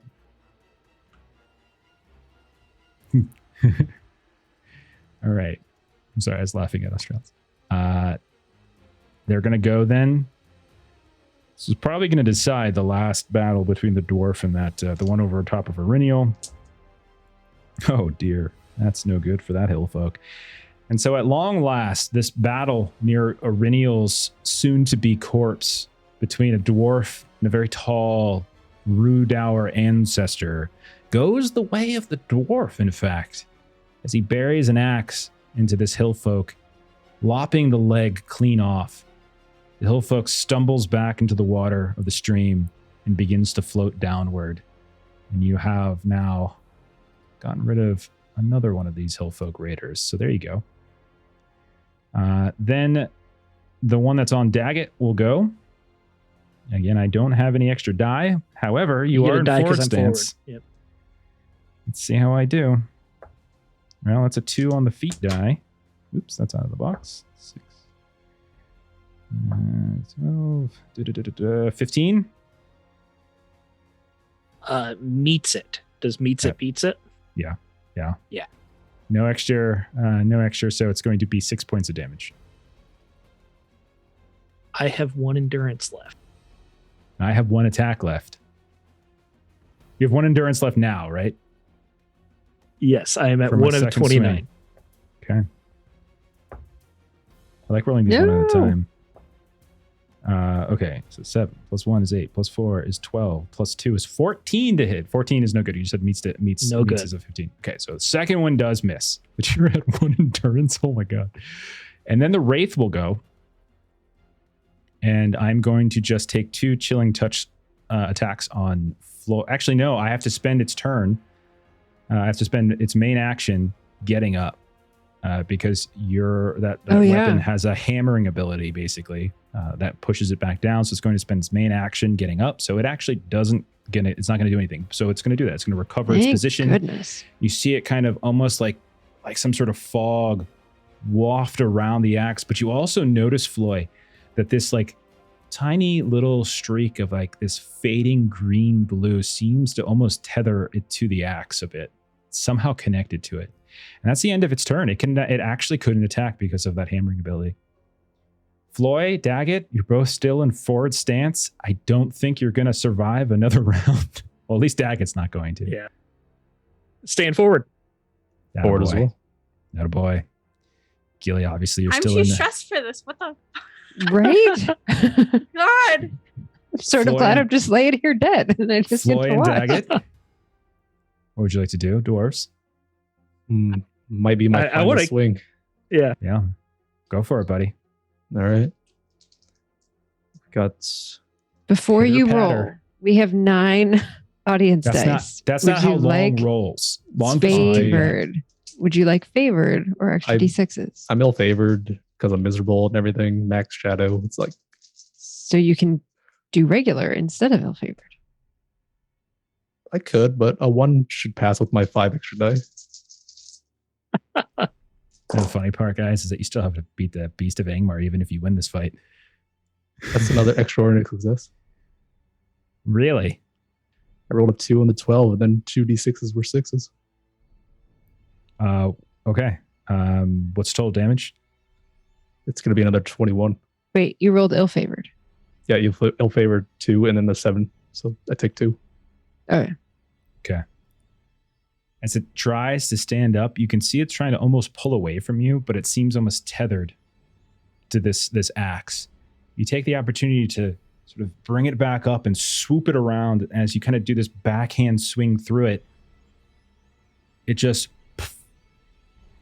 bursts into this small cloud of kind of vapor and that quickly just dissipates like pollen in the wind. You feel a surge go through the axe, though, and you feel a pain suddenly kind of wrench into your brain. The wraith is no more. However, there might be a consequence, but the wraith is no more, as none of you can now see it, even though it was very difficult to see to begin with. However, Floy, you now suffer from the look at your shadow path. Whatever the final thing on your shadow path is, you're suffering from that. You're not suffering from the others, just the final. So I get that flaw pretty much, is what you're saying? Yeah, so the flaw, I think I have the page numbers for you. One sec. I think it's like, I have it here. It's thieving. okay. So I it's skipped whatever- the third one because I have the first Yeah, two. just take the flaw of the last one. So whatever that flaw is, you can drag it over. You should be able to find the flaws in the item if you want to drag it over. Okay. So thieving. You have discovered that anything you desire can be yours. You just have to take it. You have earned the right to take all you want when sacrificed to the love of your peers and your own self-respect. You just feel something like a switch happens. Your bout of madness is probably fading, but what's coming in from behind is your mind forever, or at least for now, is kind of shifted in some particular way. Daggett, can you finish off this one guy who's about to kill you? I'd like to say yes, but my dice have been disagreeing. I will take the favored to cancel out Alright. my ill-favored. Coward. And I'm going to take another bonus die because I've been rolling a lot of ones. So that's 6 Alright. dice for me. I The know. audience thanks you for using their contributions. I really predicted this at the beginning of the session where I said I'd be too tired to swing my hammer anymore. So 3 plus 1 forward plus 1 audience die. Shit. He has parry 2 again, doesn't he? Parry too, buddy. Oh, it doesn't matter because I'm miserable. I rolled a Sauron, so that's an automatic failure. Okay. I was doing the math. I would have got 14 otherwise. So I still would have missed, but only by 1. Okay. You swing out, and he's too healthy. He's quicker than you. He's taller than you, longer reach than you with both arms and weapon, and you just can't quite get past his defenses. Gilly, you see the wraith just seem to poof out of existence. You see, like, Floyd maybe stumble for a second, stand, very dark look kind of comes over his eyes as he kind of stares around. Some of his treasures are on the ground. Lottie's things are on the ground. Kind of gets this dark look, doesn't immediately go over to help Daggett. And as you look over to Daggett, you can see he is just swinging and swinging, at every one of his swings with his mattock. It's just getting parried by this man who's probably about 6 foot, couple inches. His long haft axe is clearly outranging Daggett's mattock. Daggett does not look long for this world. Gilly, what do you do? I'm going for him. But she does also yell at Floy to try and like get his attention and bring him back to battle.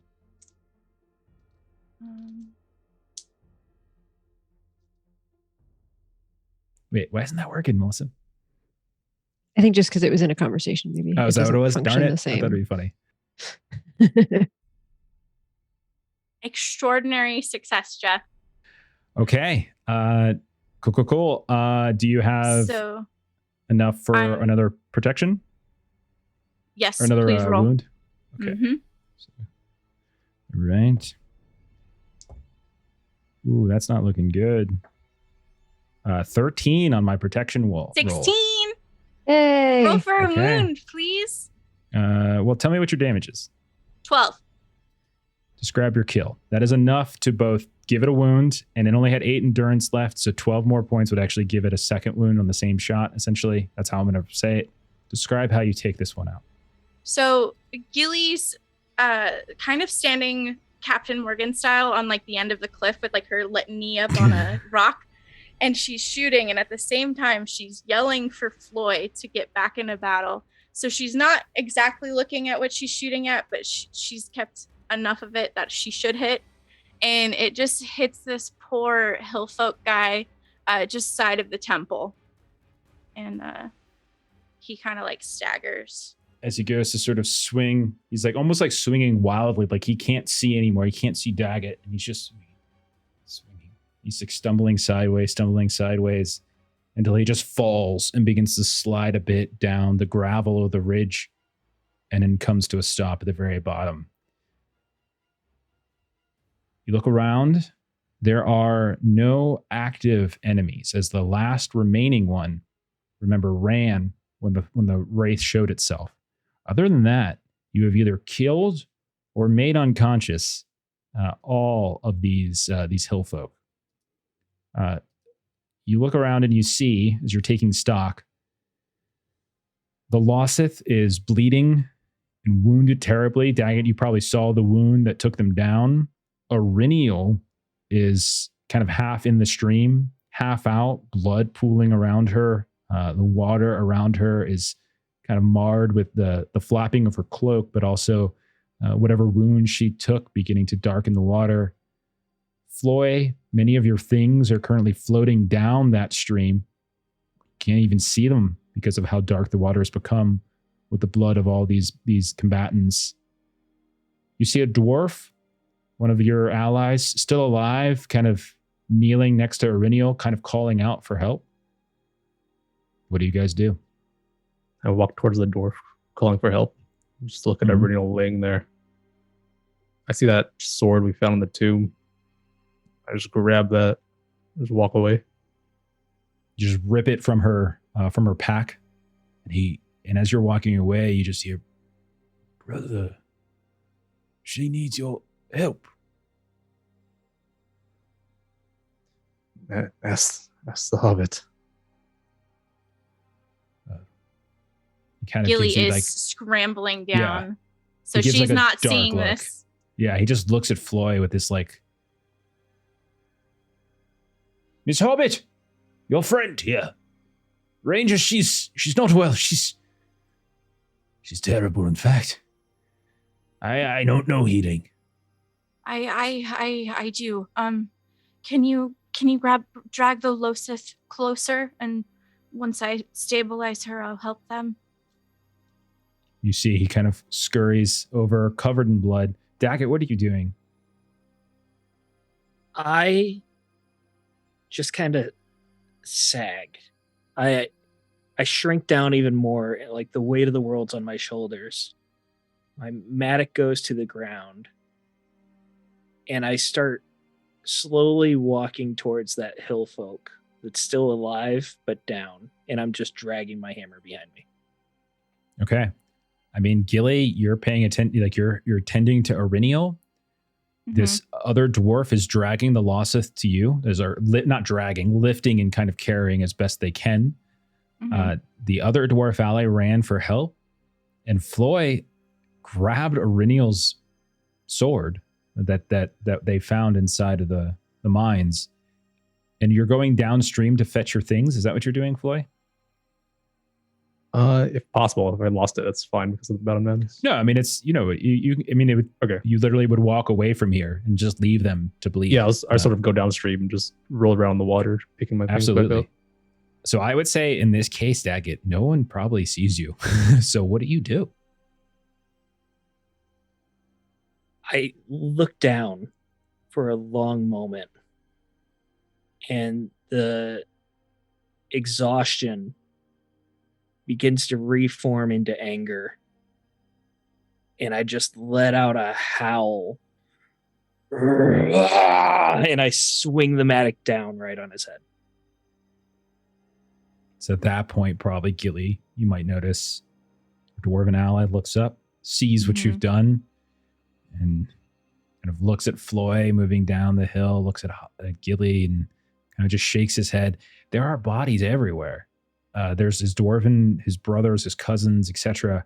on the ground, and he starts running between them, checking any of them, seeing if any of them are alive at that point. Gilly, and I just collapse to the ground next to this body too. Like just that was just the down. last bit of energy, and I'm just gone. Okay, and like you see like a streak of blood on this rock that you probably push yourself up against from a wound you took to like the back of the neck or something, and you were just there. The body bleeding out next to you, dead. So the last remaining hill folk still alive, near your custody anyway, is now gone. Floy has moved downstream. Gilly, it's just you and Auriniel here as the dwarf is going from person to person, all these doors, trying to check on his friends. Like you hear him like calling out names and like kind of howling in sadness. What are you doing, Gilly?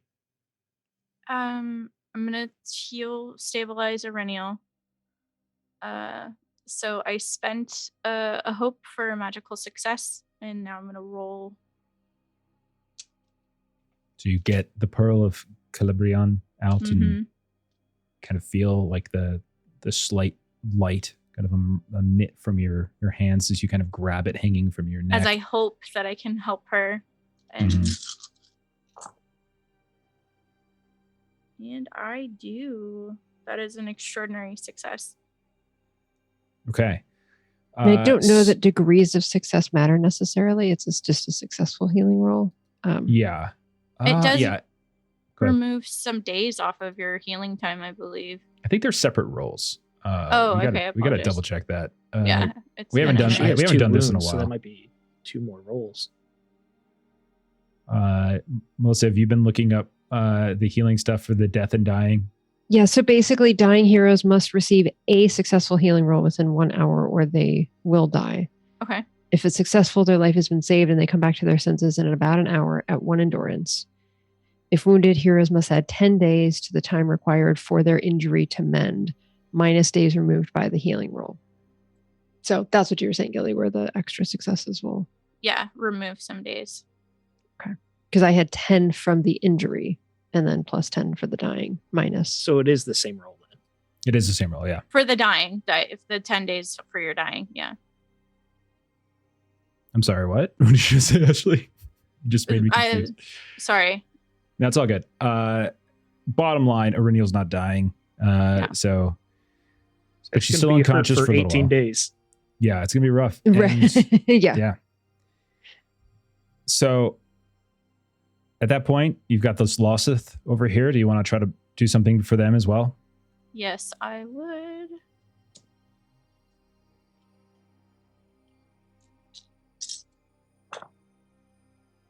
They get just a regular success. Okay, but they're not dying either. So both them and Auriniel will wake in about an hour. Daggett, are we saying your flavor that just like passed out from exhaustion and pain? You still have you have an endurance. Are you like conscious still, or are you doing anything? I would say just... conscious, but I'm just so tired. I'm not doing anything. I'm just breathing heavy, kind of like nodding my head, softly sobbing, at the Mhm. destruction around us. Gilly, you look around and you're like the only one here who is relatively unscathed. Like everyone is either dead, horrifically wounded as you look down at Irinial in the Losset. Like there are wounds that Irinial has that will leave scars that she will bear for the rest of her life. Same with his Losset. You do not see Floy as he walked away. And you hear like Daggett kind of quietly sort of weeping in exhaustion, sadness, off to the north a bit, leaning against a rock near the body of a hillfolk. What do you do, Gilly? I don't know if Gilly would have seen Floy walking away because he did that while she was climbing down. So I think she'll start to join the other dwarf as she panickedly starts to look through the bodies to see if she can find him. And she's screaming his name as she's doing so. And she'll look at Daggett and, oh, is he dead?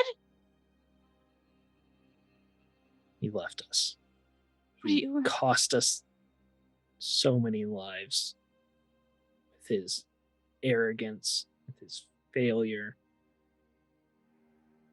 How dare you blame this on him yourself? If we weren't here looking for your brother, this never would have happened. You came for the axe. You didn't care about my brother.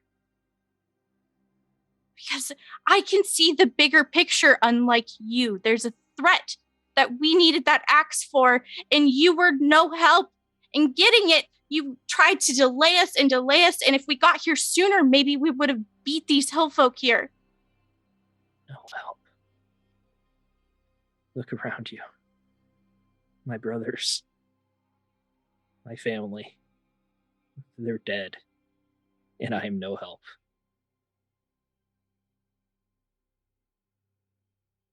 And at that, she just continues. She just stops talking to you. And she's been crying, but she's crying a lot harder now as she picks a dead body and she's desperately trying to heal this person. And you watch as she's trying to like suture and put them back together. And it's just not working.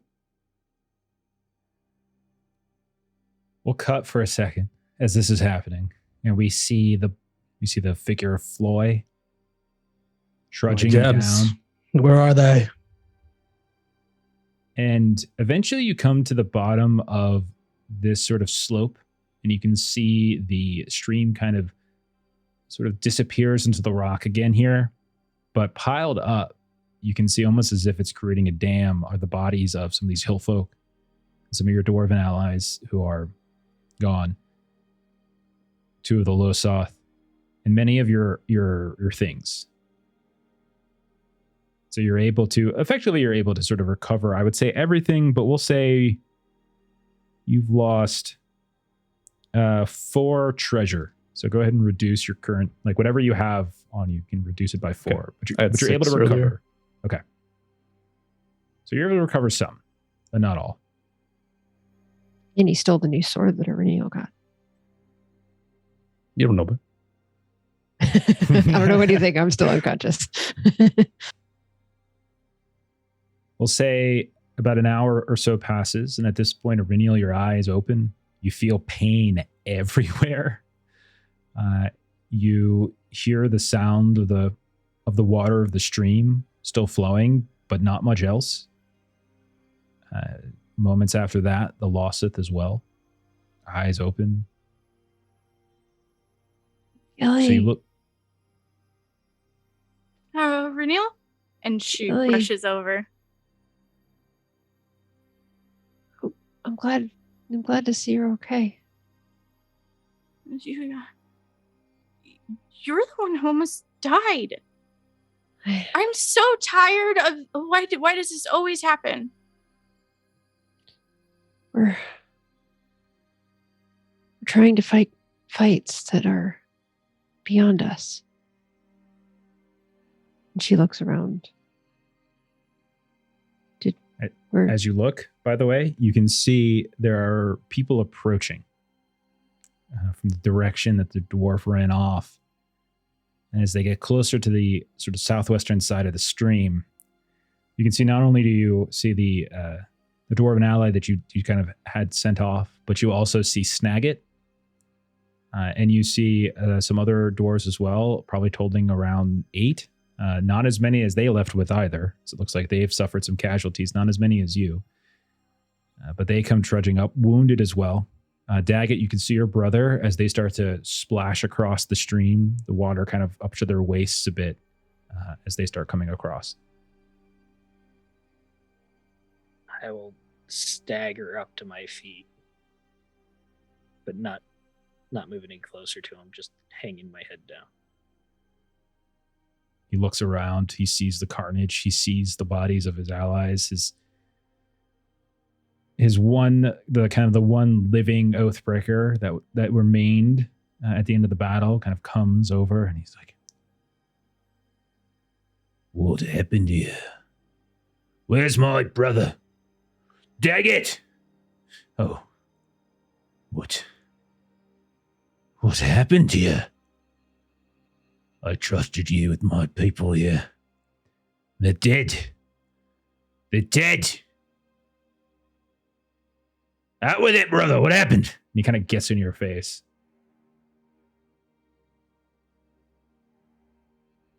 I made a plan. I could not trust those to perform. You made a plan. The hill folk were too strong. Too strong for dwarves.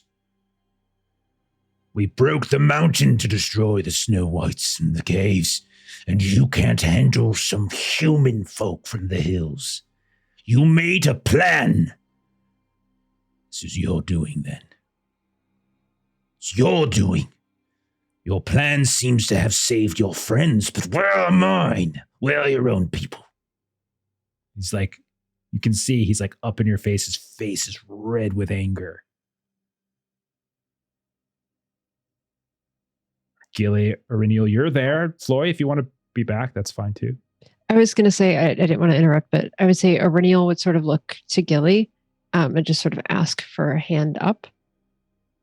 Yeah, she'll help you stand. And so Aurenial, kind of imagining that this was like a injury kind of to her shoulder area. So her arm is just sort of kind of hanging a bit, or quite a bit actually. And she just sort of kind of limps over, kind of using Gilly as a support a bit over to Snagit. And she doesn't have the energy for yelling, but she just says, "Your brother did come up with a plan. It was a good plan. Your brother speaks the truth. This was a hard-fought battle. If it weren't for this one's ability to heal me, I would have floated down that river with the rest of your companions. I feel for your loss. We did the best we could." And even just saying that, you can tell it's taken just about everything that she has out of her. He looks up at you with like this horrible snot. Your best. Your best. And he kneels to the ground and he lifts up the head of one of the dead dwarves. Your best. And he goes to the next one. The next one. I sent my people with you because we had an accord and you would look out for them. None of yours have perished, but nearly all of mine have. You would ask my aid. You would ask for my possessions. I gave you something far dearer. I gave you my cousins and my brothers, and you cast them aside and let them die. Your best. And he spits on the ground. Your best is pathetic. Get off my mountain. All of you. And he kind of points this big cleaver in the direction of Daggett. Make a choice, brother. You stay with us and do your penance for your failure. Or do you run from here with the tail between your legs with these? He doesn't even finish the sentence.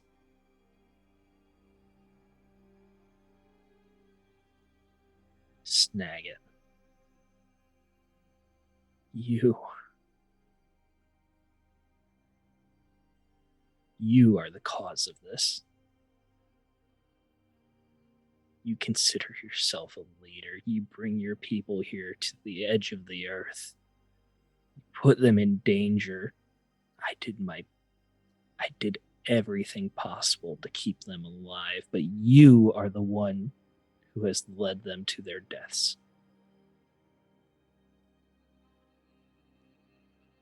Considers that for a minute. He turns at you.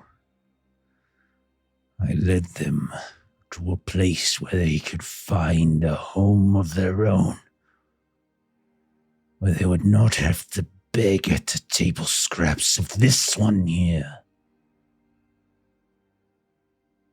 They came freely. I forced no one.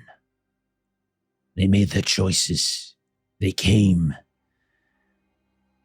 And I gave them to you. To help you. Help us do what? To clear whites and hillfolk that were making this new home unsafe. This was not a selfish act on our part. Your homestead was being invaded, and we offered our assistance. It's You more led your than that. people to a death trap. We are the ones who came to help. Better to die fighting than die starving for wealth and power for supper. Why didn't any of you fall? You tried everything to help them, Daggett, but you stand here breathing. Your belly. He just sort of like gets kind of apoplectic at that point. He's like halfway through one sentence, kicking things on the ground. A few of the other dwarves kind of reach out to grab his arm here and there, and he kind of pulls it off. Daggett, roll, I don't know, persuasion maybe. This is going to be -1 penalty for the carnage around. His anger is significant at what he's seeing. And That's a understandable. horrible, horrible failure. So I'm just going to let out another bellow of rage. Ugh. And I just slam my hammer down, thuds into the earth. If you would have wished to see them alive and me dead, why don't you finish the job yourself?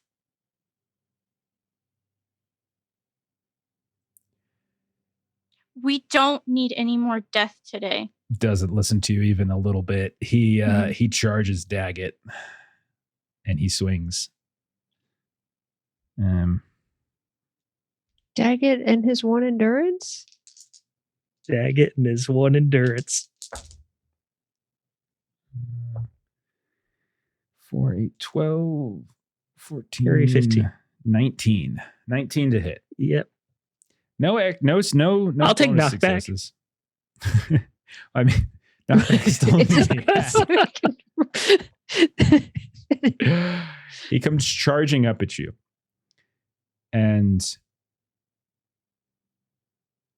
he takes the cleaver and he slams it into the ground. And then, as he turns up with a fist, he just crushes your face. You just feel the crack of the jaw. Maybe a tooth flies out. And you fall to the ground. And he just starts like right on your chest, like where you're armored at that point. And as he continues to wail, those of you that are conscious, those of you that are nearby, you hear what sounded first like rage and anger as he's just like smashing at Daggett's chest. You can tell that like the swings become slower and softer, and then you hear like the rage could have turned to anguish. And then finally, he just sort of stops. He leans up at the sky and he just just screams.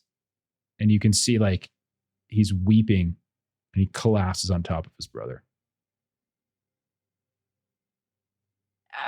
Gilly's gonna run up and do her best to shove him off of Daggett. Do you want to do that?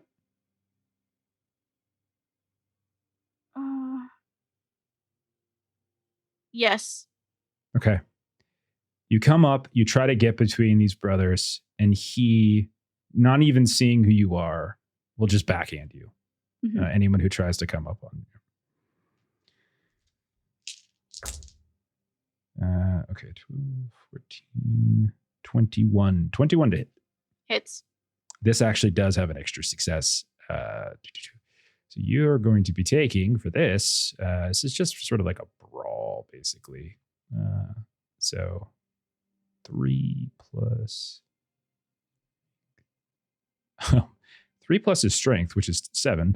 So 10, Okay. 10 points of damage from Gilly as you come up Damn. close, and he just like backhand sweeps, and you just see the And little hobbit go flying backwards. And at this, Aurelial will move towards Gilly, and she's going to look towards the other dwarves that came with Snagit.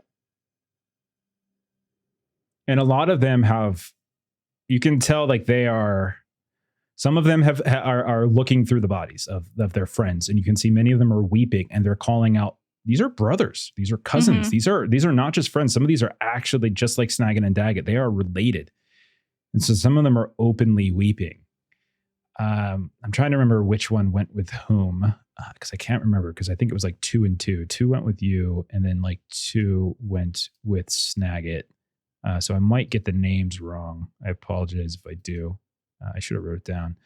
But we'll say I think it was the older one that you had kind of a moment of contention with, Irinial. Do you remember that? Like when you guys were doing the council, Rollin, he is the one whose eyes will lock with you.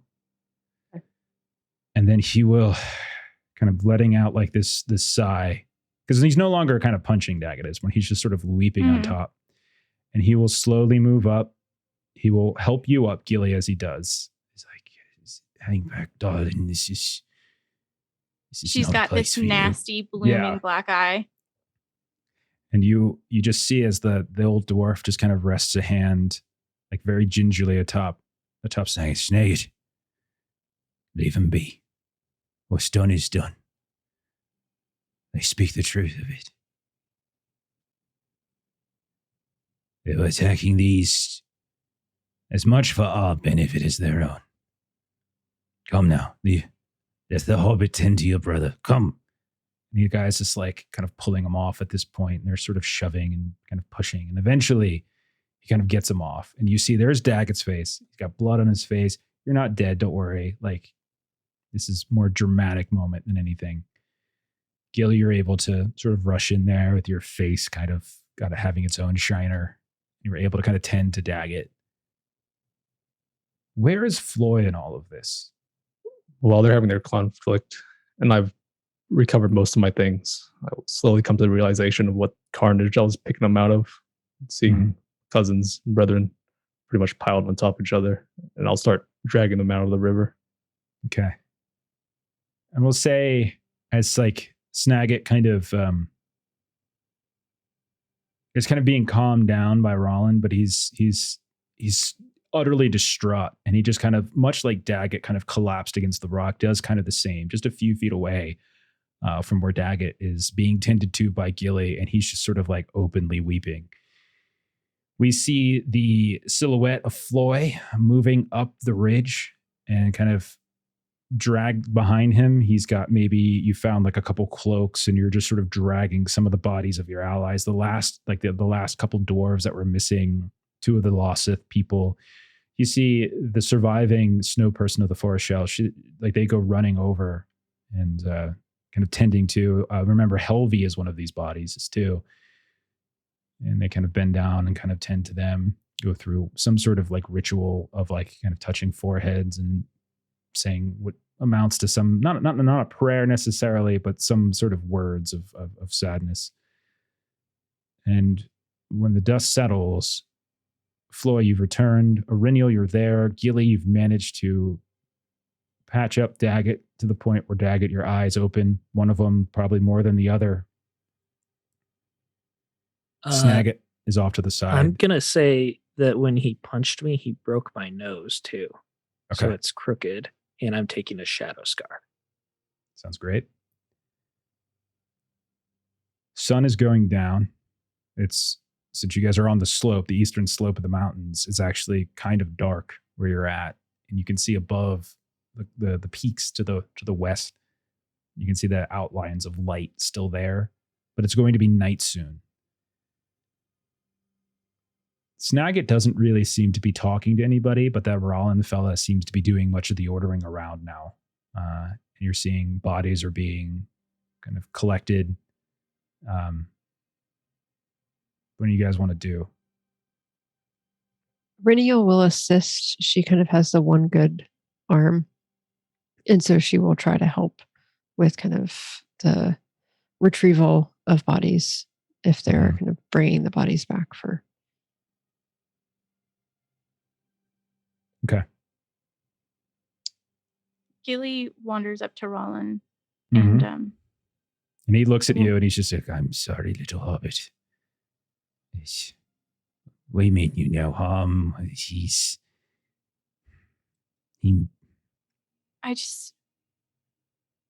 has no words to sort of explain it. And Gilly just kind of like shrugs and she like wipes away a tear. One of them did get away.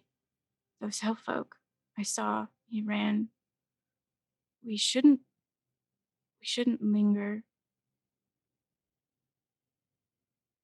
This is dangerous country up here. They have a long way to travel home. If they even make it.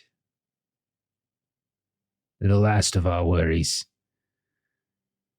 We managed to find the cavern where the whites seem to flow up through an icy sprout in the earth.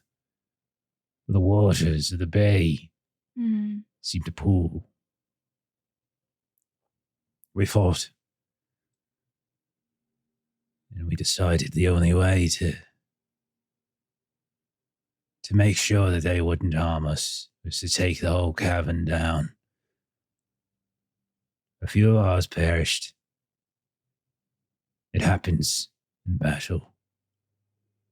The beast still lingers in these caves. In the morning, we'll have a council, and we'll discuss the next steps. But a deal was made, and I will ensure that Snagit will honor it. You'll get the cleaver, you'll get the treasures from Cragstone on my honor. It will happen. And Gilly kind of like nods and thanks, and then she kind of boldly gives him a hug and just tells him how sorry she is. And he just sort of, there. You live long enough. You see those you love. You see them die. And sometimes, And he kind of looks over towards Snagit. sometimes you see worse. And he just kind of gingerly kind of like pats you and returns it. Yeah. Yeah. And Gilly kind of like nods, and then goes back to like helping as much as she can, really. Mm-hmm. But So if anybody wants to do anything, shout it out. But otherwise, we could say montage moment where we're moving everyone back towards that the camp they had made in the halls. There's other dwarves alive. Not everyone came. So we'll kind of work our way back at this point. There's a big enough group. Being very careful. Doesn't seem to be any more threats from hill folks or hillfolk or whites. There's always the danger, obviously, of the beast. But you're able to get back to the camp where you first encountered Snagit. Snagit has been very dark and very quiet the whole way, unless somebody engages him. But otherwise, he is dark and quiet, and most of the other dwarves don't say anything. Many of them are carrying their brethren with them. Before you leave, though, the Losith will come to you as you're kind of getting ready to pack up, and you can see that they are struggling. And they look at you, Daggett.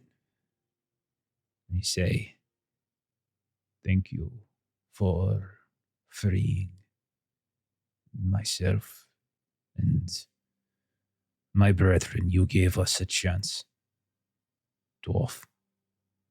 And although I have lost them, better to lose them fighting for freedom than in bondage to these evil men."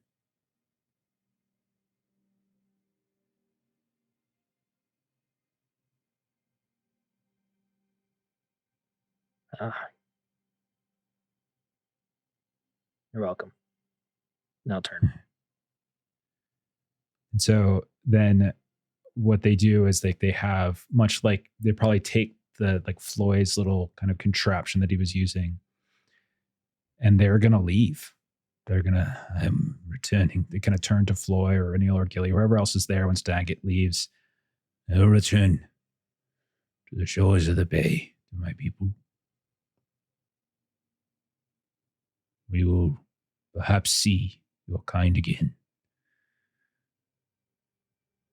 Good fortune in your adventures and endeavors. And may the suns shine on your faces until you are old and gray." Good wishes for your journey ahead. They'll turn and very solemnly, as best they can, and they are wounded and limping, but they're like, as they start kind of trudging through the slopes. Okay. So, Reniel, as we're walking back, soon we've kind of gotten back. Mhm. She will. A question for Floy. I'm assuming that the sword is visible within your belongings. Not hiding it or anything. So Reniel would kind of go up to Floy, and just, I must have looked like I was for sure a goner there. Thanks for holding on to this. And we'll just reach for the sword. A little bit hesitant from letting it go. It's good to see you all right, but let me hang on for it for now. This just kind of eye you a bit, because she was out for the bout of madness, so she didn't necessarily see that happened. We will discuss this later, it appears. What was there to discuss? I'll give it back when you're healed. It's a lighten your load.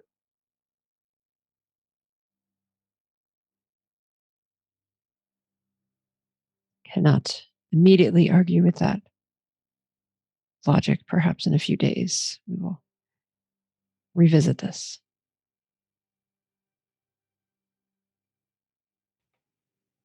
Okay. Rennie will just sort of look at him. He starts walking away. Here it is again. All right. So we'll say you make it back to your camp. People's wounds are tended to. Food, barricades are set up. Guards are posted. And you're able to rest. So we can do a long rest if you like. If that's of interest to you, or is that of interest to you all? Yes, please. Yeah, maybe like an 18-day long rest. Right. Fortunately, this is not a safe enough place to do a fellowship phase, but I'll say a safe enough phase to do a rest. Sure. So we can do rest. Most of us are injured, so it's only a short rest capable for us. Yeah. So you're not going to get like the full gain back. I think everyone but what? Gilly is injured. Everyone else has a wound. Is that right? I did not take a wound, actually. Oh, you didn't? Okay. You just went down from endurance to straight endurance. Yeah. Okay. So anyway, player heroes taking a prolonged rest recover all lost endurance points or a number of So if you're not wounded, you get all your endurance points back. So that would be Daggett and Gilly, I believe. For Floy and Renil, who are both wounded, you get a number of endurance points back equal to your strength score. Yeah, just a 6. Okay. Let me roll a couple things. I'm stronger than Floy. I know. I was thinking the same thing. I was like, Renil's stronger than Floy. It doesn't show. For either of us, not singling you out. So when you all wake up in the morning to the smell of food being cooked, you look around and there's certainly a somberness, right? But you can see that there are already conversations being had. You can see that there is like a crude layout being drawn up on the ground, sort of they've been apparently mapping the mines. They kind of an idea, generally speaking, from what you've shared, where the beast lair is, how far away it is. It's quite distance away from where you're currently at. There's also places where they're planning to entomb the dwarves that were lost in these battles, those that they have the remains of. And so they're going to be planning to returning them to the mountain, to the stone. And you can see Snagit remains kind of quiet, kind of brooding in the corner. No one, again, is talking to him. Roland has seemed to sort of assumed a level of leadership. And he'll come to you all and he will say, I know that we are still quite wounded and tired, but there remains one great danger in these halls. And we have a deal. We took care of the whites, you of the hill folk. Together is a time now for us to draw axes and take out the beast. My oath will not be broken. And I stand up and grab my mattock. It kind of gives you a very approving nod. Of course. I of course meant that as an insult. Because they're oath breakers. Do we have to rush? We have many days to recover. The creature is hungry. There are fewer hill folk and losses for them to feast on.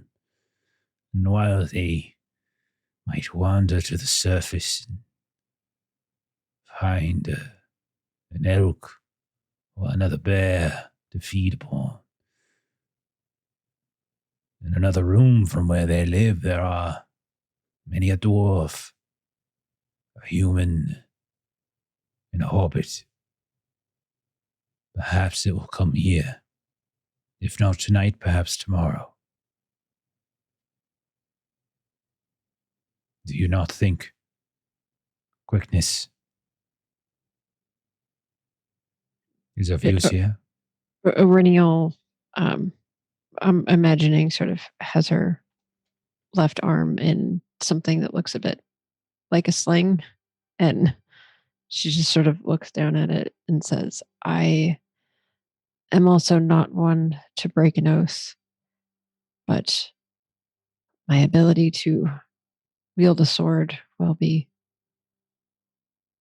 a little better tomorrow than it is today.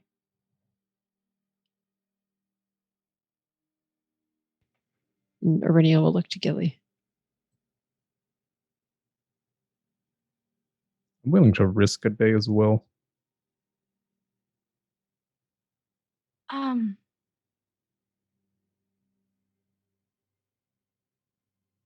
What did we do with the bodies of the hill folk? You tell me. I didn't do anything with them. Yeah, I didn't think we did anything with them because we were focused on the dwarf bodies and bringing them back up here. I would have stripped them for anything valuable and left them. Plenty of axes. So they have spears. They have long-hafted axes, and then they have mail shirts for armor. It's basically what they would have had on them. You would have also been able to surmise that they have collected up until this point 11 points of treasure from the scouring of the dwarven halls. Okay. That where Lottie was, wasn't there like a hole nearby into the mountain, like into a room below? When you first found them, yes. But time has passed since then, and they likely have shifted their camp. But you did find them at some point underground, but then they had moved their camp. Remember, you guys got in a fight with them near their camp. Yeah. Then there was a whole night that passed, and so likely they just shifted camps once I'm you knew where they were. wondering if we if we're able to put the dead bodies of these hill folk, kind of as terrible as it is, like an offering to the beast. Yeah, we could feed it. Might give us some time. I don't like that. I kind of don't either. Maybe I don't know. I'm fine leaving them for the ravens. I don't really like the idea of making evil them feeding like evil. Okay. Yeah. Yeah. No, we'll leave them for the ravens then. That's already pretty bad. Yeah. This feels like one of those things like in Gilly's notebook of like idea. She's like crossing it out, like bad idea. That little spark of like evil Gilly that pops up every now and then. That's more so Ashley than Gilly. Gilly really strategically, I think it's a great remember idea. That. Ethically, I think that we do need some more rest before we engage in this creature.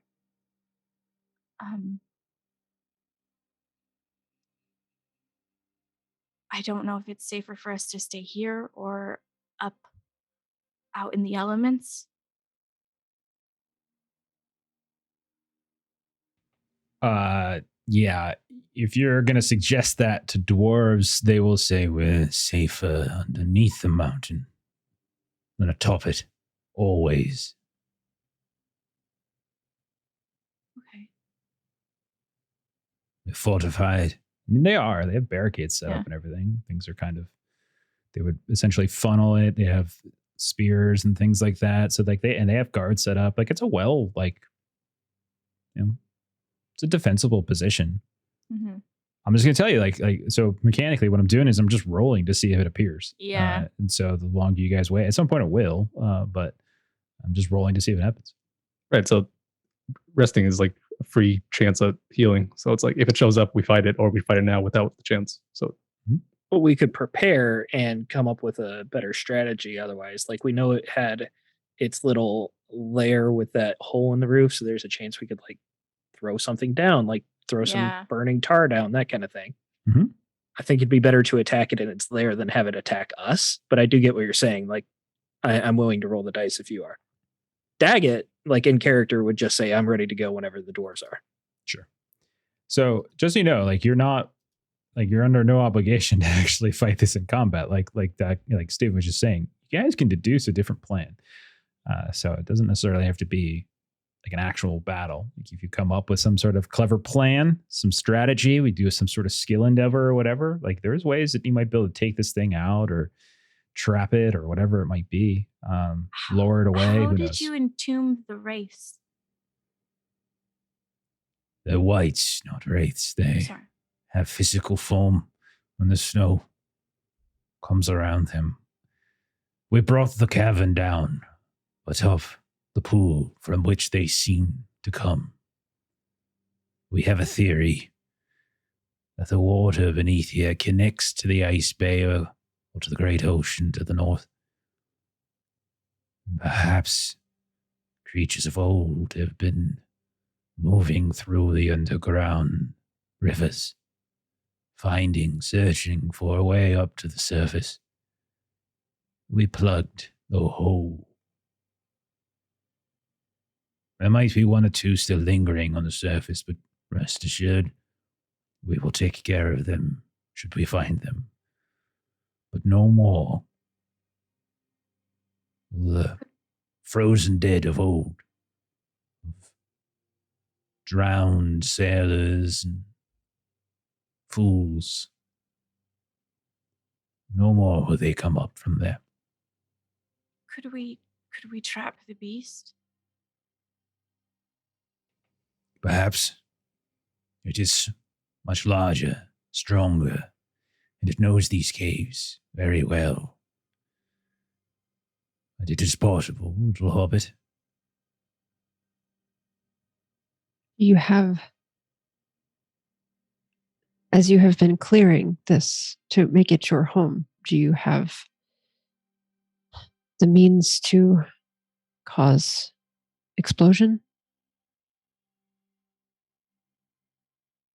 Trying to remember if they have like, I don't know if there's like the equivalent of dynamite.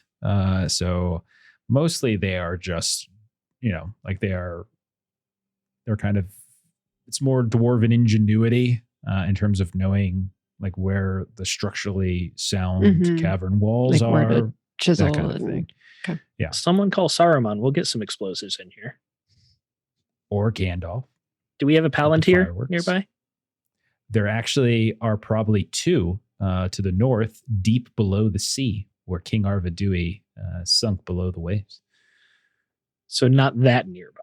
If you guys want to go swimming, see if you can find the ship. I mean, you're gonna die, but you can try. While I'm already going off topic, Daggett would just split up the treasure to give each of you 3, and he'll take 2, and that'll equal 11. All right. So what's the plan? You guys tell me. We're spinning. What are we doing? Yeah. One more rest, at least, Okay. is what Floy and Aurenial want, right? And then plan to probably try and trick it, because we really don't want to fight this thing. Or at least try to severely wound it before we do fight it. Yeah, it's very unlikely you would be able to. I mean, like you know the strength of this thing.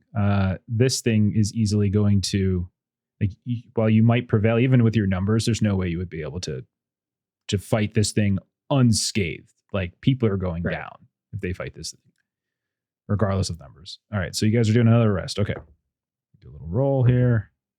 Okay, it is a uneventful eve. Some of the dwarves are getting a little bit nervous. Some of them who are less injured take the day to move some of the bodies and turn them in some of the ossuaries that are kind of been left unspoiled. Some that were built probably long ago with whatever dwarves tried to once make this place home. And when they return, camp is set up for the night. Snagit still doesn't talk to anyone. Dark look on his face. He takes like bowls of stew. Others go up to the surface to hunt, to get food, retrieve some water. Groups. No one goes anywhere alone. Day passes. Morning comes. You all have recovered another rest. So 2 days have now passed. What's the plan now?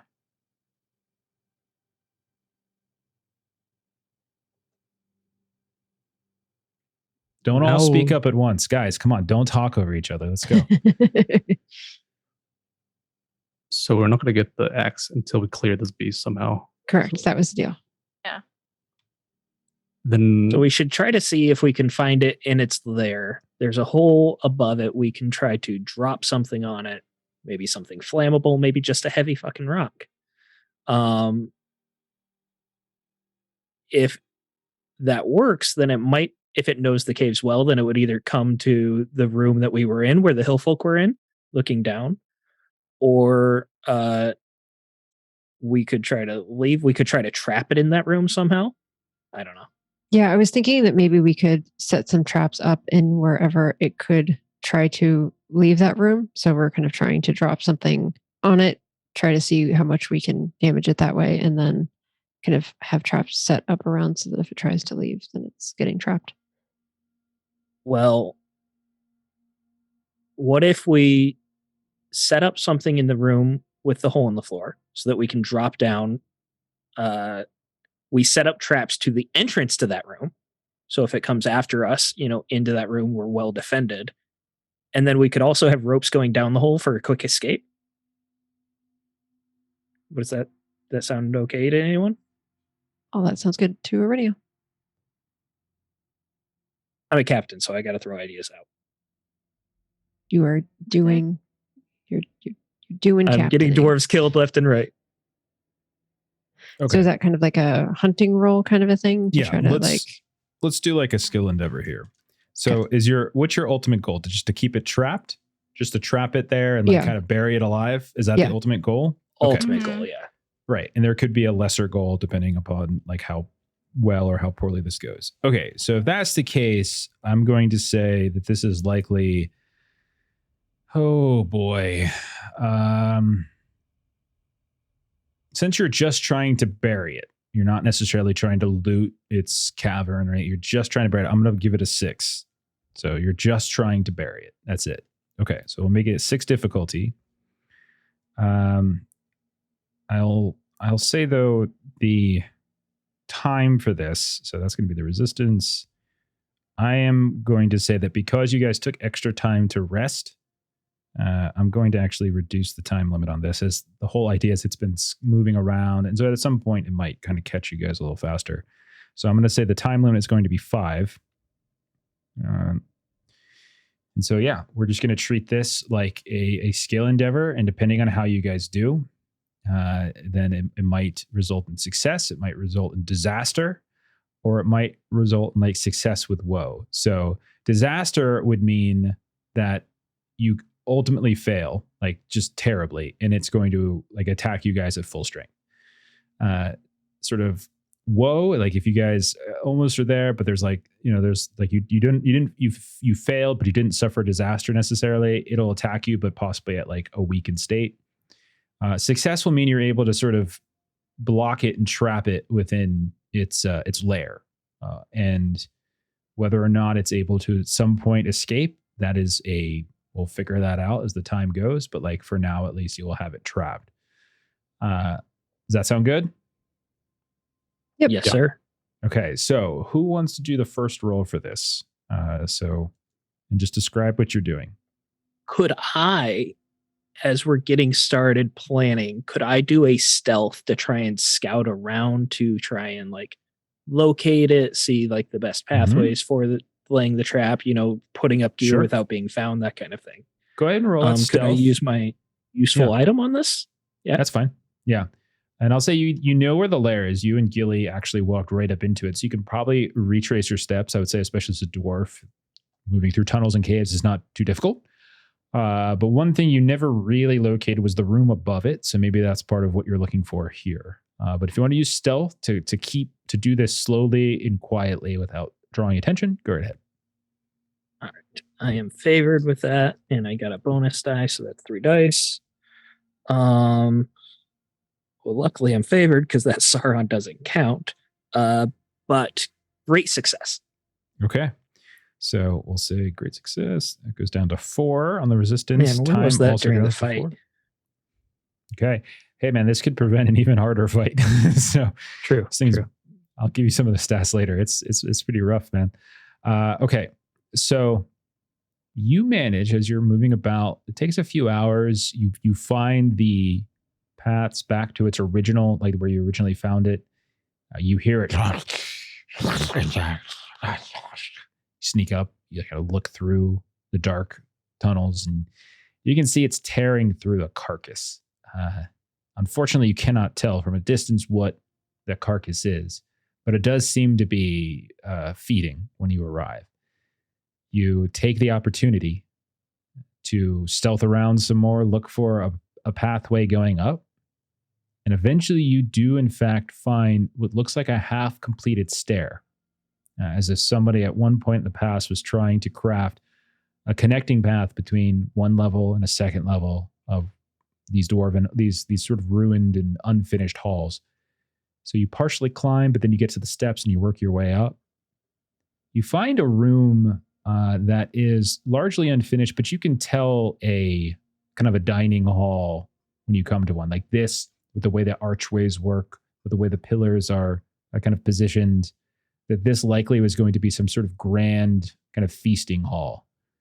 And there you find where likely a very long stone table might have one day been placed. Instead, there is a cave-in, like a sinkhole is formed. The stone is collapsed, and you hear the same. You sneak up to the edge and you look down, and from above, you can see this massive creature. It is probably the largest creature Daggett has ever seen. And it is violently ripping through more than one carcass now that you look. As it's just almost feeding, playing with its food. You're not really sure. You see gems. You see possessions buried within the various piles of bones and other types of debris. But in fact, it is there. This room, like I'm looking down, when I first saw this room, I was below and I saw there was light up here. Yeah. Could I tell, was it hill folk that were in here with torches, or can I see Right. any trace of anything? You do see up above you that there looks to have been this like what looks like a chandelier of some kind, this iron chandelier hanging. It's kind of hanging on its side as if part of the chains have fell. You can see that someone has placed kind of in one part of it. Looks like there were burnt out torches, like someone at one point might have had it here. You might conclude that this sinkhole here, this carnage in this room, now that you're looking around, is actually recent. So this kind of collapse of this floor, and now that you're looking around, you're seeing signs of struggle, scrape marks, blood marks, a drag mark where it looks like a body was dragged down the slope into the pit below. So likely at some point, maybe the hill folk were up here camping, and the kind of the earth kind of gave in, and it just unfortunately gave in on this. Well, we have a chandelier, guys, and as we all know, chandeliers are meant to be dropped on the bad guy. So, there's something in our pockets. Okay. So the rest of you will assume eventually come to join. You look down, and again, remember that the creature kind of looks up every now and then. And even though it has like that shape of a bear, you can tell like there's patches where there's no fur, but rather like this leathery, kind of almost burnt skin, and terrible wounds that have long since scarred, and a face that doesn't look like a bear face. It looks like a bear and like a human face, or a humanoid face, has somehow merged and created this constant state of pain and anguish as teeth are like ripping up and going in different directions. When it looks up at one point to the ceiling of its lair, maybe a few of you are sneaking past, and you just see blood kind of coating it, dripping from its teeth, and it kind of goes back.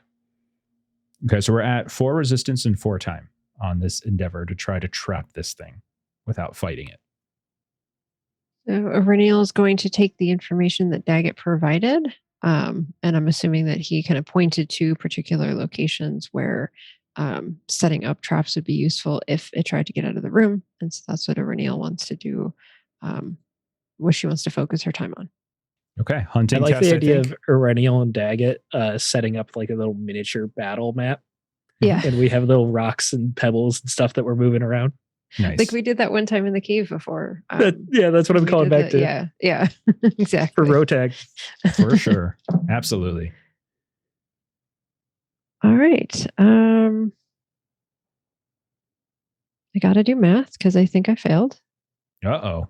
Did you fail with a Sauron? That's disaster time. I did not. I finally did not roll a Sauron, and I'm finally not weary, but I still failed because that's a 6 and a 3 and a 2.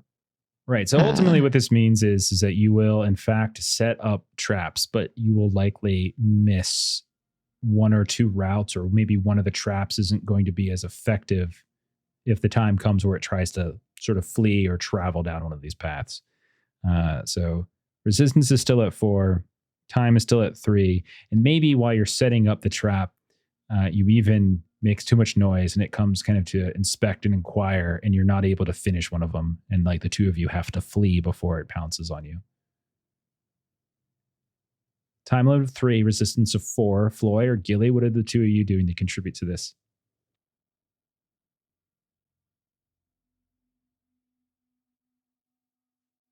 It's a good question, Ted. Looking on with concerned glances. Like, you've had No, 20 minutes to come up with I've something been here. trying to have an idea, but I'm looking at my skills that I have, and I'm like, Don't look at your skills. Look at your imagination. And then we'll figure the One of skill the out things afterwards. that I did want to do was when it's time for like us to like implement our thing. I noticed that it was like smelling and it like to like track. So Gilly kind of wants to make like a sweetgrass bomb. So like to be able to like take that 1 sense away from it. So it's harder for it to sniff out. We're going to wonderful. tranquilize it. That's wonderful. You want to come up with some sort of smoke bomb to try to like kind of throw off its senses to track you all. That sounds like a wonderful idea. I think a crafting roll might make sense here if that's cool with you. Okay. Do we have any dice left? We have 3 left. 3. I'll take one if that's cool. Of course.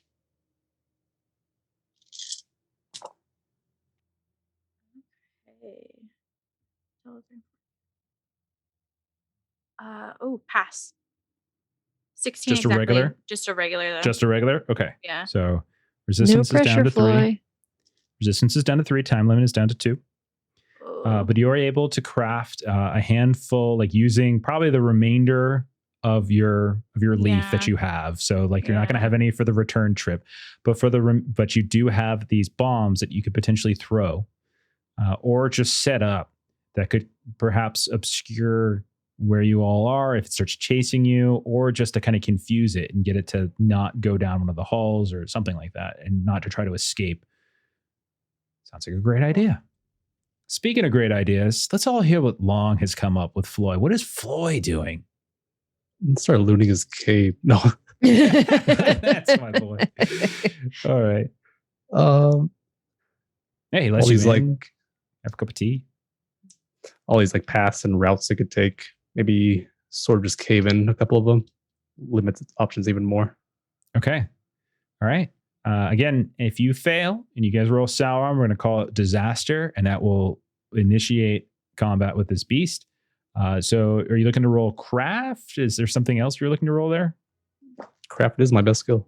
Let's do it, man. I think that makes sense.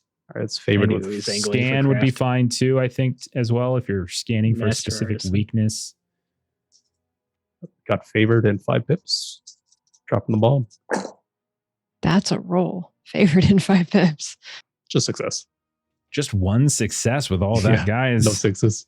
Oh Time no. limit of 1, Oh my god. resistance of 2. Whoever goes next needs to get a bonus success. Magical success, please. Just remember, you guys, some of you have that ability. So you hear the sounds, those of you who are not next to Floy, you probably have some of the dwarves with you, like Rollin or something's with you. And you guys are like tinking away, and you just hear as like these different tunnels collapse, and you hear like kind of echoing in a distance. Anyone who's still kind of in that upper room in that old dining hall looking down, you see the beast like look up, You got these sort of pale eyes. Not sure if it's blind or if it's just kind of got weird eyes. It's hard to say, but it's looking around. Yeah.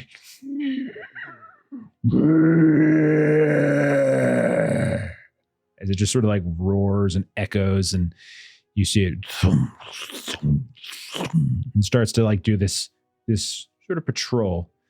Comes up, maybe some of you are hiding in the shadows. One of those stink bombs is kind of going off, so helping hide not just your visual, but also your scent. And it comes up to what once was a tunnel with some reinforcement, and now is a rubble, kind of blocking one of its paths out. And it's like, and you see these huge clawed paws raking away at the rock. You see some of it start to tumble down. And just starts to look around. And this probably takes like a good hour of you guys just being very careful not to move. And it's like looking and sniffing and smelling. And it's like, you even see it a few times. It like kind of picks something up on the ground with its mouth, tasted a bit. But eventually it kind of gives up and it does return to its lair. 2 resistance. 1 chance left. Whoever goes, you need to get 2 successes. Or it will be combat with woe, meaning you're going to fail, and you will have combat with it. But you will have. You're going to fail. You're going to fail the combat too, but meaning you're not going to fail. Like I can't remember the exact word. You're not going to fail with disaster. Like I think that's there's like woe, there's disaster. It's not going to be disaster. I mean, it's not just going to ambush you and kill you. You guys, some of the effects that you have will give you some slight bonuses here and there, but it's going to be rough. Unless someone has something, I'd like to go. Feel free. No? Yeah. Let me know if this counts as scan. I'd like to looking at things like the chandelier and just like searching these mines for anything of use that could be used to impede or hinder or injure this creature. And basically trying to figure out how we can use the mines to the best of our ability. Sure. Would that work as scan? Okay. I really do want to drop a chandelier on it, is what I'm saying. You absolutely can drop a chandelier on it. Probably drop a chandelier on it. And all sorts of other things. Could I invoke my distinctive feature cunning to try and get creative with it? Creative with like the types of things. The types of things that we would be using against it. Yes. No? That's high okay. Or no. low. High or low? Always go low. Okay, roll a 2. So yes, you can. Okay.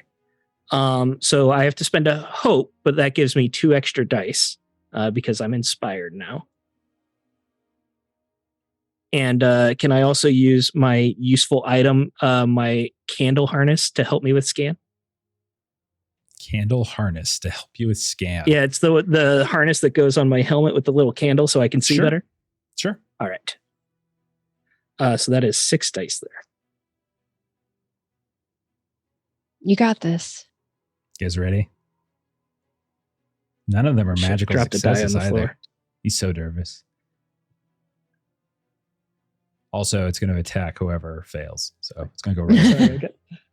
Oh, I'm no. just going to have to re-roll a die because I can't find the one on the floor. I know, but I like rolling all of them. I'm sorry. Oh, I missed the tray too. Oh, this guy. So This nervous. Steven, you're so drunk. I haven't had a drink all day. I'm drunk with power. The The power lore of of it. Shadow Path. Captaining. That is 4 successes. Okay. So, in addition to obviously this chandelier, you find some old mining equipment, like these old, like heavy duty kind of like drills that are used to kind of bore through the walls a bit to kind of help kind of create this sort of smooth or rounder looking passageway. Now they are likely not going to be able to be used for their normal purpose, but because of how they're shaped, they create a pretty like very clear point. They're very large and bulky, would require a lot of people to move, but they're extremely heavy. They are an old drill, but they come to a point of some kind, and you could potentially try to use it to either plug the hole of the hallway, or excuse me, of the dining hall, or try to lure it into a specific spot and drop it down from above to see if you have enough people, and maybe that'll smash it or land on it or impale it in some way, possibly something like that.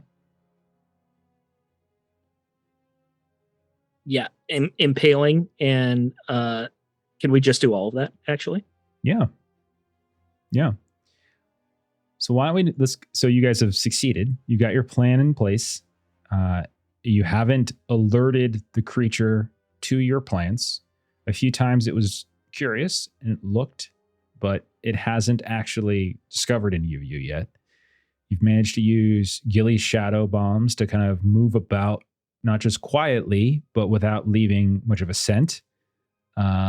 Aurinial, you have covered some of its escape routes that if this impaling doesn't happen, then it might be able to either slow it down or wound it. Floy, you were able, for the routes that Aurinial wasn't able to kind of set up a trap, you managed to kind of collapse them in some way. And so kind of limiting, there's probably only like 2 paths it might be able to take out at this point. And you have both a chandelier, an old rusted chandelier, barely hanging from one chain, and an old mining bore, a drill of some kind that you might be able to use. Now, with that all in mind, let's narrate how this is going to go. What do? We start with the traps, right, to try and guide it a certain way, and then using the drill to collapse certain things. I assume Floyd would use that because he would do the craft. Okay. So you want just to try someone's going to try to lure the direction it out. we want to go. Okay. And where ultimately are you trying to lure it? I feel like it's Whatever kind of room a we can find that's a dead end. combination of like there's a trap and there's something that's going to like spear it from the top, and so it's kind of like all You're of kind of trying to things all at hurt it, once. basically, right? Like you're trying to hurt it to a dead end. Okay. Yeah. All right. You have been here for a couple days. The doors have been here even longer. I would say Rollin is probably able to help you find dead end not too far away, and you're able, we'll say to do this. So first thing that happens is what it's in its. So let's just narrate. You guys already succeeded. So we're just sort of describing what happens now. You guys. So maybe the smoke bomb first, because then it'll like move to clearer air. Okay. So we see Gilly up top in the dining hall where the hole is that looks down into its lair. You've got your one of your last smoke bombs, that sweet grass smell. Maybe part of you are like, I could a little bit of this. Maybe I could just pull a little bit. No. Okay. You light it up. You throw it down. It lands, and you immediately see its head. It kind of goes over. And you can see it kind of like an animal kind of reaches down, tries to grab it in its mouth, bite it. And it just starts like swatting its face a bit. And so at this point, you see it's going to move. So effectively, like it can move out on the ground or it can move up towards the dining room right now. So I'm just going to roll to see which way it goes. Moves out on the ground. So it starts the direction that Gilly and Daggett, when you first encountered the lair, it starts moving out that way, through that really dark tunnel. And this is where, Aurinial, you've laid some traps. So what kind of traps have you laid? What does it look like as it starts moving down this tunnel? So I'm imagining that some of this is kind of using our dwarf companions. And so maybe like some of what is in the trap is some of their weaponry. Okay. Because we did, different like pickaxes that they have and different things that have been kind of put together. So they're, kind of sticking up in different directions. Sometimes it's just rocks. So it's, sort of stone caltrops-ish, where it's just going to like step on just a bunch of little things that are sharp. So maybe like it takes a couple steps, and like you've got this collection of like sharp stones, and they just get as it moves, it hits like a tripwire. They fall on it, kind of cascading down. A few of them spike into it. You hear it kind of scream out, and then starts to run. And then from the sides, we see as it's like moving and moving down the hallway, as it going back would allow it, have it step over those spiked stones. You see these these traps kind of swing out as a dwarf axe is just sort of tied and rigged to some kind of spring. Yeah. It sloops out and just slashes it across the side. You see a spray of blood on the tunnel. Like this almost human-like scream of pain as like the bear disappears, and then the human voice kind of comes in this sort of weird echo. Then you see as it's running, it's going over towards this route it's so used to have taken. Like it's taking this thing all the time, but it gets there and it's stuck because Floyd's tunnel is collapsed and swiping away. And so here it is, kind of almost lost, afraid to kind of go back, not afraid, but concerned to go back towards its lair. It's looking for the source of this sort of anger, whatever harassment's happening. What do we think happens next? The chandelier? Question mark. Chandelier, it's too late to do that. Chandelier was gotcha. That was in the above other the room. dining Yeah. hall, and you guys have made it flee its lair at this point. So what how would we many say? paths does it have from here? From here, it's got the way back plus one more. So So 'cause if it's you've- sort of if it's sort of like hesitant in a direction it's going, maybe I'll pop out and sort of like bait it in the direction Okay. I want it to. So we see Floy kind of step out, the flickering light of a torch somewhere kind of shining off his mithril. And you're probably a good 50 feet away as you see it kind of thrashing away at where you've created the cave in. Do you call anything? Do you say anything to it? Yeah, just sort of wave my torch in the air. It's like, come and get me a delicious meal.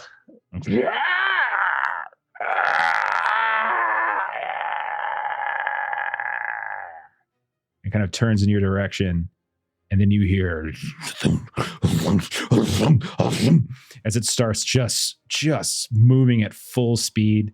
You can see blood is still kind of dripping down from where it took the wound from one of the traps, and it comes chasing after you. We'll say you likely have like a spot where you can kind of slide in and hide, light one of Gilly's smoke bombs to kind of cover your tracks. It comes sliding into this room, looks around.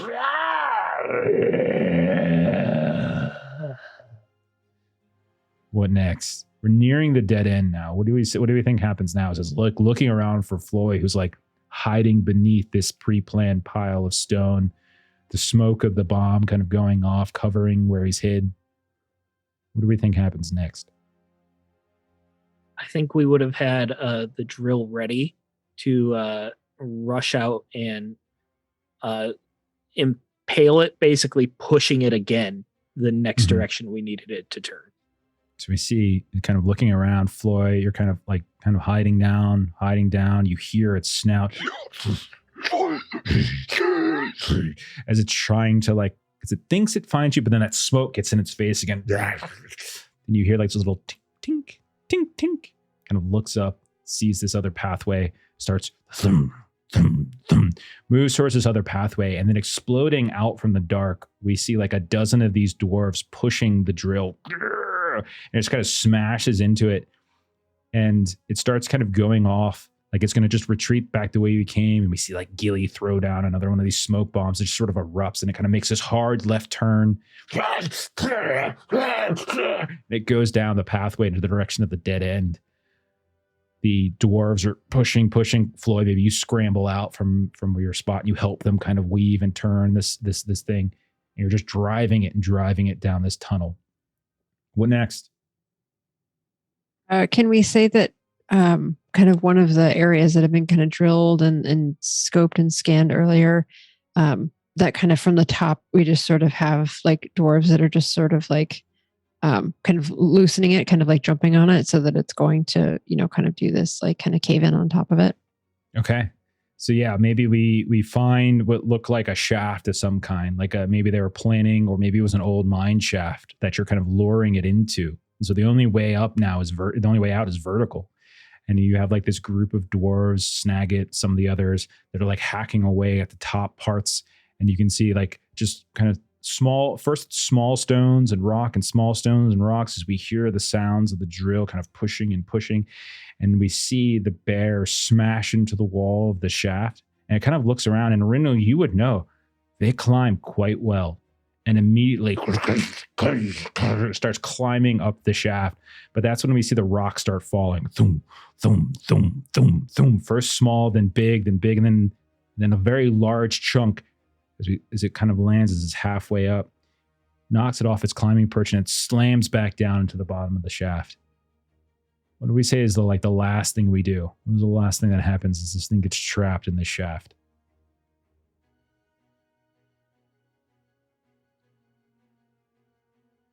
Actual fire?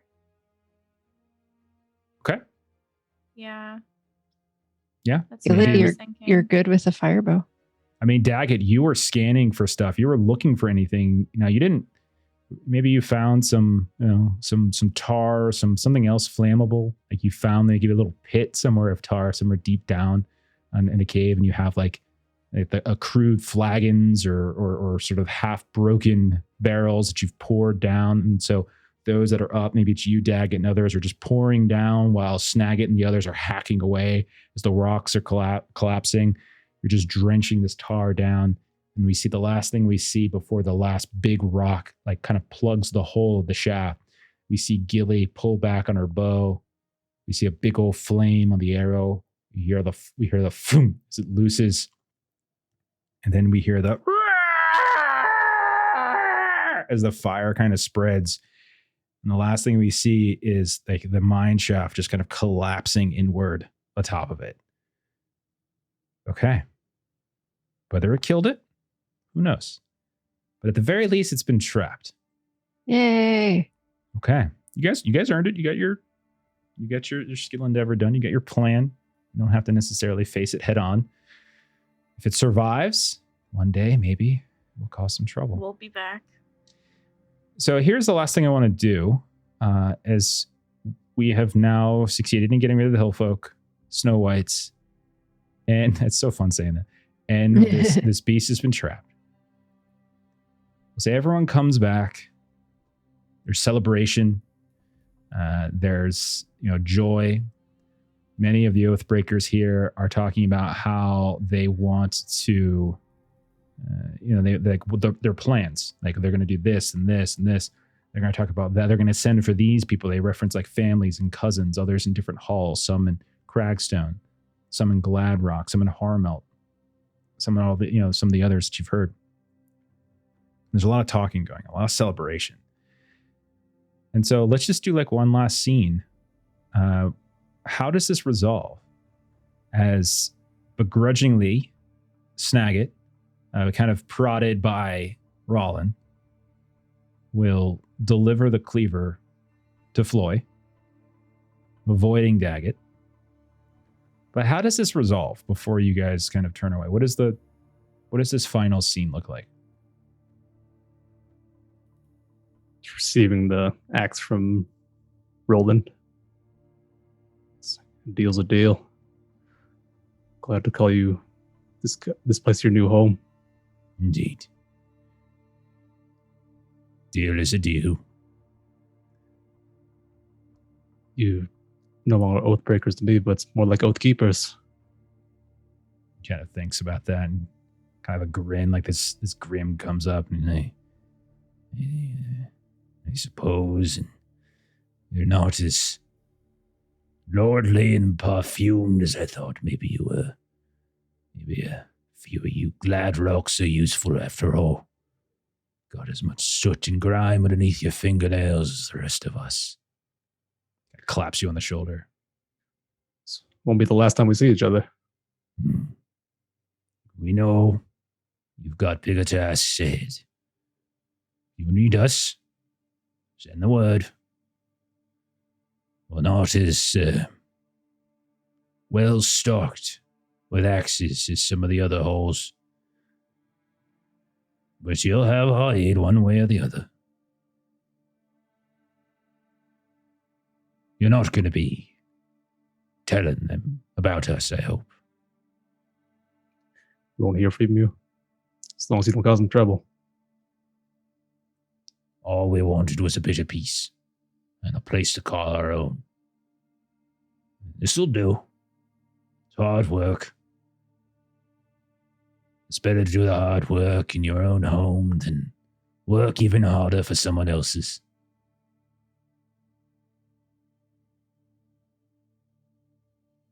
So, you guys kind of exchange a few kind words, a beer or two, tell some stories. Seems that you're getting along, you and Rollin, who's, again, kind of become de facto leader. Snagit sitting in a corner, very dark. No one's talking to him. What are the rest of you doing in this final scene? I think I would like to go up to Rollin as well. Okay. I'd offer him my hand and say, as far as I'm concerned, I still have one brother under this mountain, and I wish him a long life and a long beard. Kind of looks over at Snagit. He looks at you. He looks at Snagit. He's been under a lot of pressure, Daggett. He's been the glue that's kept a lot of us together for a while, and I guess seeing all the bodies of all his brothers and cousins and friends, and then you saying it's his fault, well, I think that took a lot out of him. Maybe there's truth to it. Maybe there was a better way we could have handled all of this, sure. But that's not the way it went. Hope one day you can come back and the two of you can see eye to eye again. You've got a long life ahead of you, boy.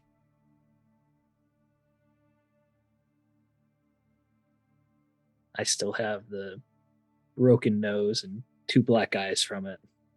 You look a hell of a lot better now than when you first arrived. Little character, that's what I'll give you. What kind of dwarf has such a symmetrical nose? You kind of I give him a little half smile and long life, brother. And you? Gilly or Riniel? Gilly actually approaches Daggett. Daggett? Okay. Yeah. Your character friend? Okay. Yeah. And she kind of comes up to you and she's, I owe you an apology. Indeed you do. You've not shared any of that sweetgrass with me, and I will not stand for it. And she just kind of laughs, but her face sobers, and she's like, I shouldn't have said what I said. There's just so much loss, and I blamed it on you, and I'm sorry. That was wrong.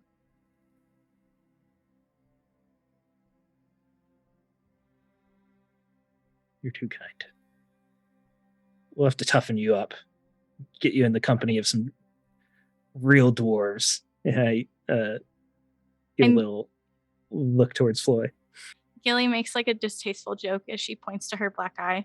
Well, your brother started. I've never fought a dwarf before.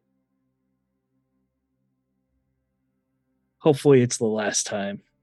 I think I could win next time. You fared well, considering. Many have fought Snagit and come out with much worse. You should talk to your brother.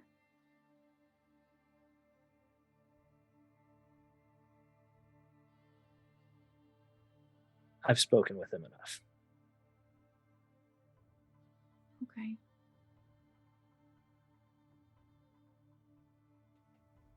Campbell will I do shift have one over. favor to ask. Oh, you. okay. You're still going. Sorry. My bad. I overstepped. Sorry. I thought No, you're thought fine. you guys were done. I have one favor to ask you. I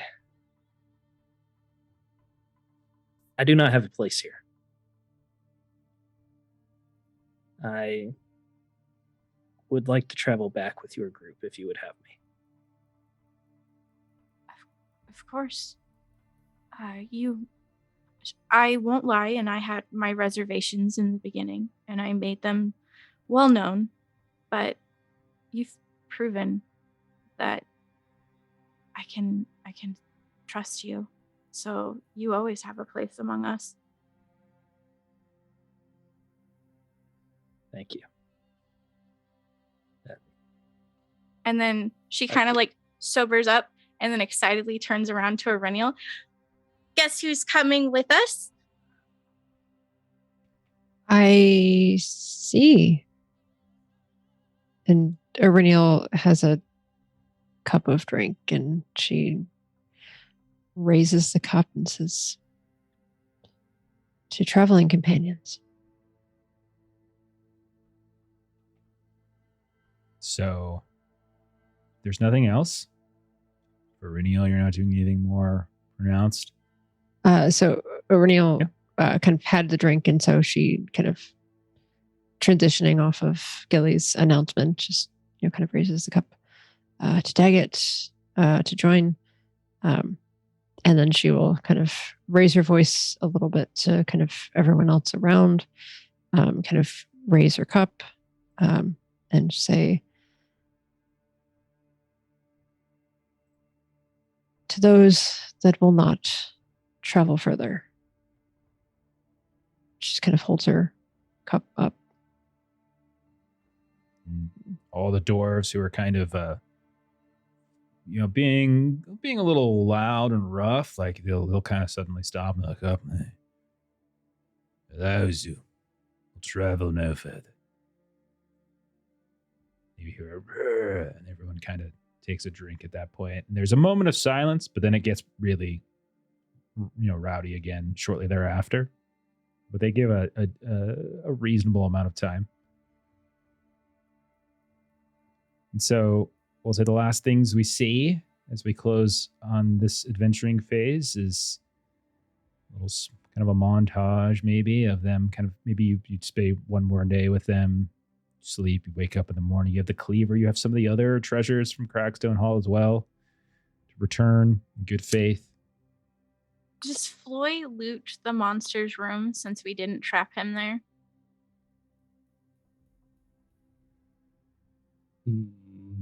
Yeah, why not? Okay. You will get a total of Good call, Gilly. 8 We already got the Sweetgrass Emerald. We 8 did. treasure. 8. Wow. Nice. Is that So- being shared, or is that all going into Floyd's sack? Absolutely not shared. That's what I asked. I was like, does he go in the middle of the He's night? got thieving.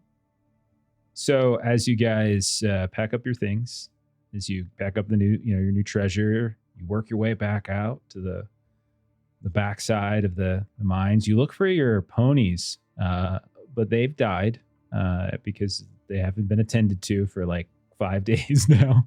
No, I'm going to assume at some point you went and fetched them in the time that you've been resting. But we'll say the last thing we see is you all emerging from the mines. You got your ponies are all kind of packed up with different things, and you begin to venture southward as the sun rises off to the east, and that'll be the end of this adventuring phase. And so we'll go ahead and stop there for tonight. Cool. Nice. Oh my Good goodness. session. Those were a couple Crazy. of really, really close calls the last That couple was sessions. terrifying. Yeah. You're lucky I'm a generous and benevolent DM and I didn't actually force you to fight the damn thing. Yeah. That's what I'm saying. You're Yeah. too scared to kill us. It's very clear that It's you going to just come go back easy. in session 50. So this thing, sheet of audience dice that I have tough. as well. this thing's pretty tough. Yeah, this thing's That pretty was tough. a ton of fun. Oh, look at its stats. Okay. All right. So we'll do fellowship phase next. Where do we say we're going? Are we going back to the dwarves? Are we going to do we want to do a fellowship phase in the halls of Gladrock or Crackstone, or do you want to go all the way back to Bree? Like, where would we say we're kind of hanging out? I'd like to stop by Cragstone just to drop off like whatever we got that we can return to them, and then like tell them that the Oathbreakers all died. Okay. Yeah. Then maybe rest at Gladstone. Glad Rock. So there's Glad Rock, sorry. Gladrock, which is Floyd's Hall. Yeah. And then there's Crackstone, which is where these things were stolen from. So it's okay. Think about it. We have a chat. You can Yeah, figure it either out of then. those. It doesn't sound like we're going all the way to Bree. Yeah, no, we're not going back to Bree. Okay. All right. So yeah. So next time we'll do our fellowship phase. We'll see how far that goes, and maybe we'll start up the next adventuring phase and see what's next for the newly formed party. A lot of scars and wounds and strange things that happened. Treasures that you have in your possession now as well. Also, we'll see where we go from there. Treasures in someone else's possession that they don't belong in. Oh wow, wow. Yeah, He you just have doesn't all my want you to get things. fatigued. You know. Everything you own is mine, and you're just holding on to it. Oh. I don't think you should PvP Floyd. I think Floyd would beat Iridial. Right?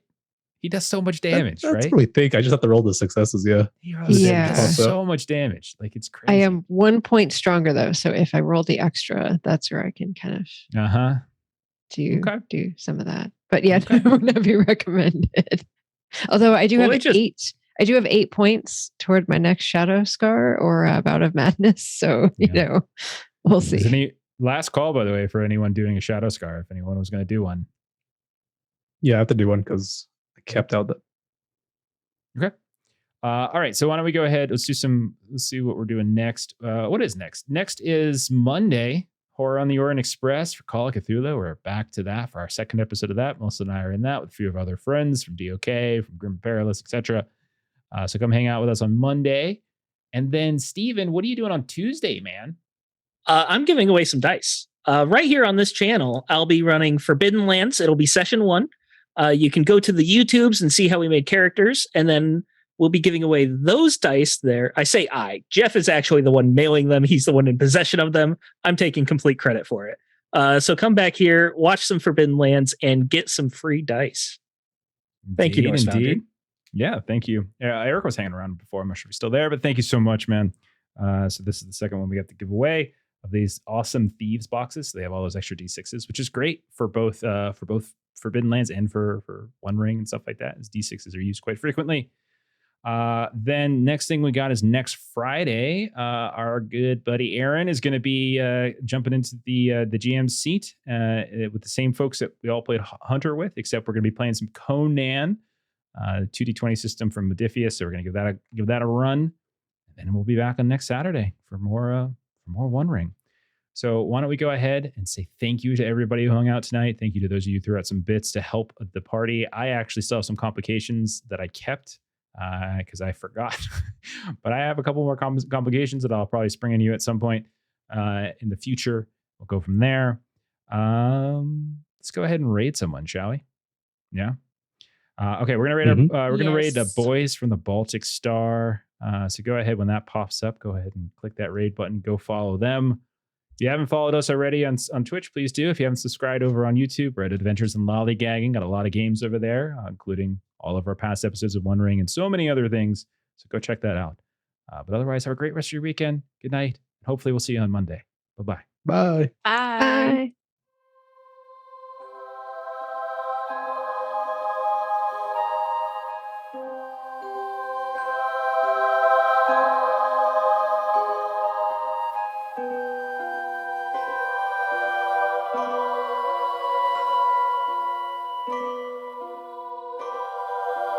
Bye.